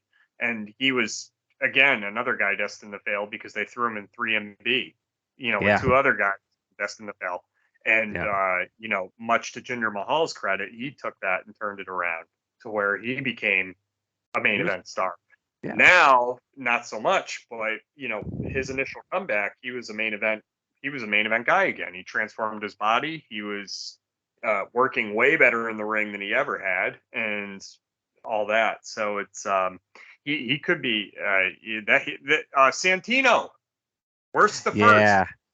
Worst the first. He was not supposed to get over the way he did, and he ended up taking it and embellishing it to where he became this beloved character over Yeah, time.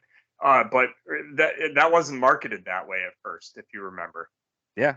Yeah, I remember watching where he just came out of the crowd in a European show, and poof, he was the Intercontinental Champion. It was Yeah, and they tried marketing him as a serious babyface, and he does one promo where he hates the Condemned movie, and then all of a sudden they embellish after that his that Italian character, his and silliness. He was yeah, hysterical. here we go, off to the races, and it took the performer to do that because he just kept making it more and more and more and more and more ridiculous as Yeah. time went on. So All right. I do want to take a couple of minutes and kind of pick your brain about what's been going on with Vince. Um, but all-time favorite gimmick doesn't have to be like your favorite wrestler, just a gimmick that you really liked. One of the all-time favorite gimmicks for men and or women, and same thing for uh, types of matches as well. gimmick for guys, probably all time favorite gimmick would probably be uh probably would have to go up there with Macho Man. I would have to pick him only because the the gimmick and the gimmick of him like being he was a walking gimmick. He really was, and nobody could have pulled off something like that other than him. Does that make sense? Yeah, absolutely. For women, I would probably have to put say for gimmicks. I in recent memory, I'd have to go with Awesome Kong. I got to be honest. I was She was just thinking of like Nia she. Jax, but Yeah. Well, it's very similar, but I'd have to go with her because that gimmick of being this ass kicking woman really, really, really in modern times started with her. and she has a lot to be credited for pushing that forward, in my opinion. And also, great worker in the ring too. So Yeah. And match. gimmick match, probably War Games. I'd always have to go with War Games just for the simple psychology because, like I said, two men start. The heel always wins the coin toss, so you always have the 2-on-1 heel advantage for 2 minutes, 5 minutes, whatever it is, and then the babyface comes in. It's just constant old school crowd psychology. Watch any War Games match. It's you really get into the match, and that for me has always been what pro wrestling has been about. Just that reaction, and Yeah. it's just constant in that. Yeah. Good. I think for me, I love the Royal Rumble.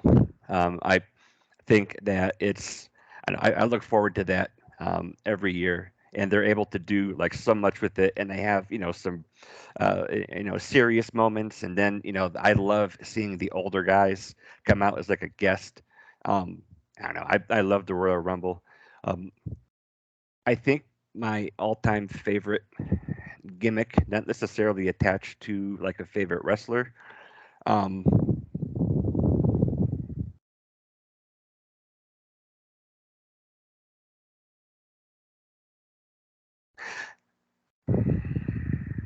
that's a tough one. Yeah, imagine me trying to think of it. I know. Yeah, I think maybe not my all-time favorite, but one of my all-time favorite gimmicks would uh, Kurt Angle. He is like one of my all-time favorite wrestlers, but being this legit guy who walks in here and all the silly stuff he was able to get away with while still being that legitimate tough guy. Just didn't do anything for his uh, uh, credentials. Um, I thought that'd be really cool. For the women, um,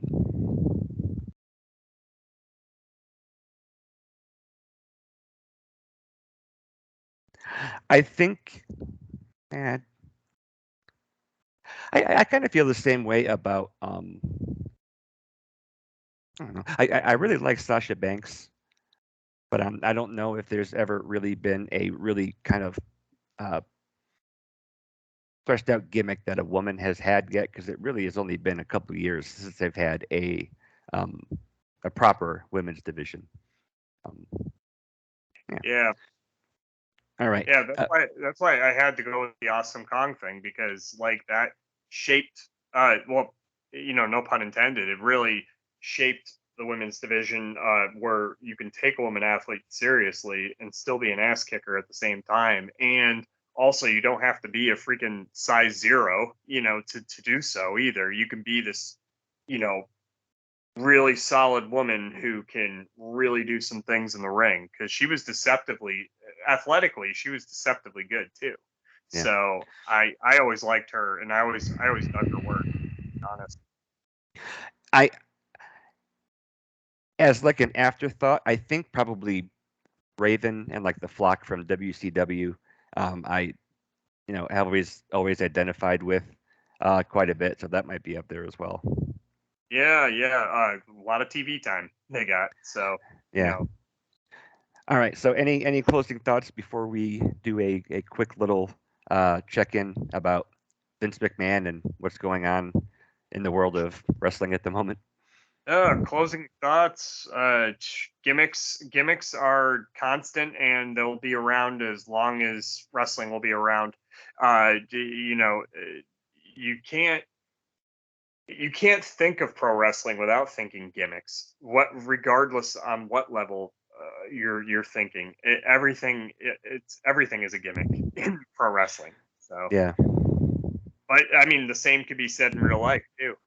So, it's funny how that bleeds into each other sometimes. So, Yeah. Cool. All right. So we had Stephanie McMahon uh, take a leave of absence, supposedly, to go spend time with her family. And Triple H had that cardiac incident. So I'm sure there is some level of truth to that. I know Yep. that she left. I think I read on her LinkedIn profile she had removed WWE from there. I don't know what that would do, but then it comes out that Vince McMahon is being investigated by the board for paying off a female employee uh, after having some type of tryst with her. I don't know. I believe this is the first time that Vince is not actually the head of the company. Like even with like the steroid trial, they had Jarrett ready to take over, but I think this is the first time he has actually stepped down from his position. Yeah, and that's mainly because pretty much he had no choice but to do so. That's once Stockholders.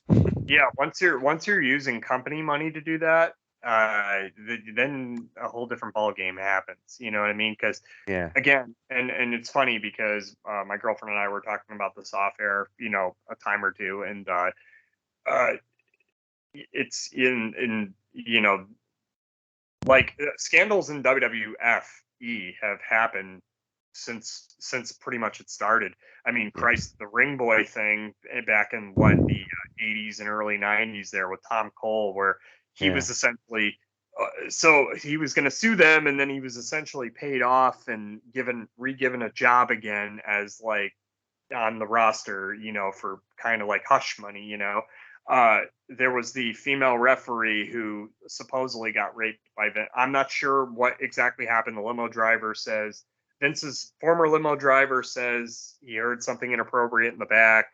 She was hitting Vince with rape charges, so I don't know what happened there, but she was paid a ridiculous salary as a female referee, and some would say that was kind of like hush money or whatever, but I'm not sure, yeah, Like so, my point being, Randy Orton's Uncle Barry O came out and against what was it? He came out against Terry Garvin, who is one of Vince's top officials, but that was an incident like that didn't even happen in WWF. That was like territories or whatever, supposedly, right? yeah. So there's been allegations against Pat Patterson over the years over inappropriate conduct. Uh, there's been even in the steroid trial with Vince himself. Vince had been linked, with that doctor, and of course, when the heat was starting to come down, then they disassociated themselves with that doctor, Doctor Zahorian. So uh, The I'm just there's always been my point being is I'm listing these examples. There's always been an underbelly within WWF. Is and some would say we talked earlier about the intellectual property thing that yeah, like in the contracts where it's akin to like the music business being same thing where you sign basically your life away and all of a sudden you wonder why you don't have any money, what I mean, or you're not getting the proper royalties. Well, of course, the company's going to get the biggest lion's share of the royalties, right? Off the name that they have copywritten, you know? Wasn't that okay? So this past year, wasn't that the thing with WWE characters trying to make money on third party platforms yeah, also? yeah. They Right. were talking about streaming on Twitch because you have the up, up, down, down crew, and Twitch is a streaming site where people can make donations and stuff, and so there was a conflict with using their characters on a different platform to make um, money or something like that. But yeah, it was the same thing with Twitch. Yeah, they balked. I remember the public balked on that. They're like, "Oh, these performers ought to make money when." But then they had the independent contractor thing that came out a couple of years back too, where they're technically not independent contractors, but yet they are. So that way, Vince avoids paying healthcare and benefits, right? Yeah, And that kind of went nowhere. But that story's out there now. Like everyone knows about it. It's not. It's all public knowledge now. And so what I'm saying is, Scandal and WWFE follow each other. Like they're hand in hand basically. It's like the music businesses. There's always going to be some sort of scandal or real celebrities, right? There's always going Yeah. to be some sort of freaking scandal that follows each other. Um, This one seems to stick out a little more, probably because of the culture we have right now. And yeah, um, I was talking to Tim about it, and I said I don't think Vince is dumb enough to not use his own money. And I can't remember who it was, but there was a wrestling podcast kind of examining this, and part of the compensation was that she was given a promotion and a pay increase. At that point, it is, company money. And so yeah. that's what is being investigated again, from what I understand. But Vince McMahon is 76, I believe. Yep. How do you see this really shaking up the leadership at WWE?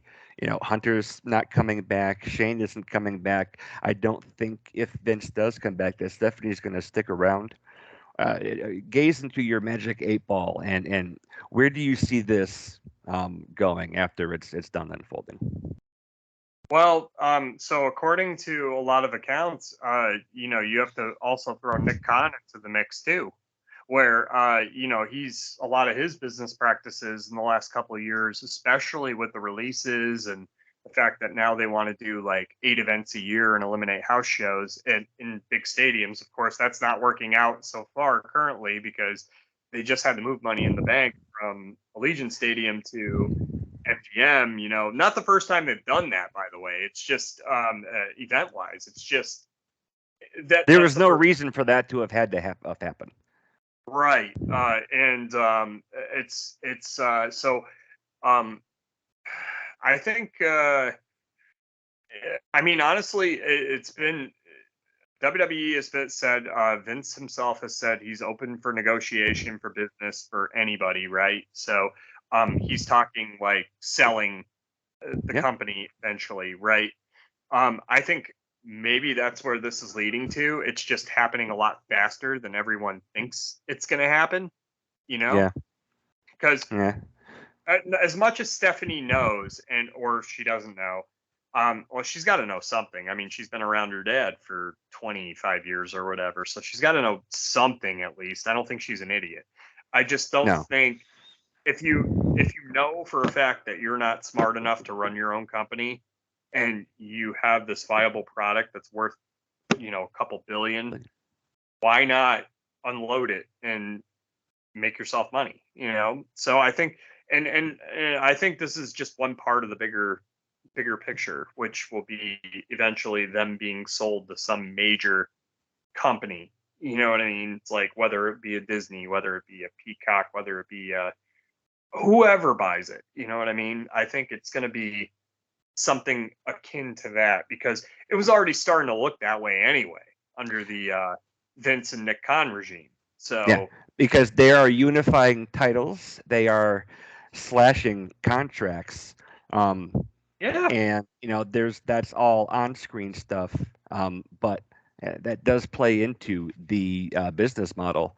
trimming Um, back events. I mean, why would you yeah, trim back something that's worked for years? Why? yeah, and I just see, like, I think NXT is going to become its own brand, maybe still legally part of the same corporation, but I don't think it's going to end up being as tied to the WWE as it is. I see them finally ending the brand split. Um, and this stuff with Vince, I don't know. I just think doing that is going to set up the company to be worth a lot more money on the market. You don't have any of these long-term big money contracts anymore. Um, I did read, and I don't know how legit it is, but that Roman Reigns it has been negotiated down to like some weird part-time thing. I was wondering about that, and it's like instead of paying these guys to 250 days a year, big contracts, if you just had all of your main event guys that they were all just part time, and you cycled them in and out a lot more. I mean, it would take a lot of work in the creative end to make that work, but I don't know. Yeah. but the word that we're coming up with and the thought that we're coming up with is consolidation. Yeah, And why do you consolidate a company? It's to eventually unload a company, or to restructure a company from the ground up. But I think yeah, WWE is past that point where they're too big, to to basically go back down to the levels that they were, and then to be rebuilt back up. You know what I mean? They're way too big of a global brand right now. yep. So and this is just my opinion. I think that's why eventually that product is going to be sold to some third party somewhere. I I think so as well. To whom I don't know, but there's so many big companies that would probably be willing to buy it just for the content alone, Yeah, meaning the library and all that stuff, and the all the trademarks and with all IPs. the different streaming services and packages, that tape library is probably the most expensive thing that WWE has. Yeah, yeah, and they weren't idiots in acquiring all that stuff over the years, because I mean they knew what it was worth. Yeah, So Vince picking up WCW for $2 million seems it's coming up roses for him right now if he wants to sell. yeah. All So, right. but for the man Vince McMahon, is he going to probably face a lot of like court time and lawsuits and all that stuff? Probably. Is he hurting money right now? No. Like I think he'll be fine where he is. Uh, I think if anything, it's going to cost him a lot of aggravation on a personal level. You know what I Yeah, mean? and his name's going to get dragged through the mud, but this isn't But like a when Johnny hasn't it? Depp type thing. It's like go watch an episode of Raw from the Attitude Era. But when hasn't Vince McMahon's name be dragged through the mud? He's a polarizing figure. So Yes, it, that's happened since whatever. Like that's not a big deal, and I'm sure he doesn't even think that's a big deal. It's more inconvenient for him to go into a courtroom and have to sit there, and you know what I mean, and not keep his eyes on the front. That probably bothers him more than actually like yeah, him being slandered in the press. For him, any press is good press. that's right. Awesome.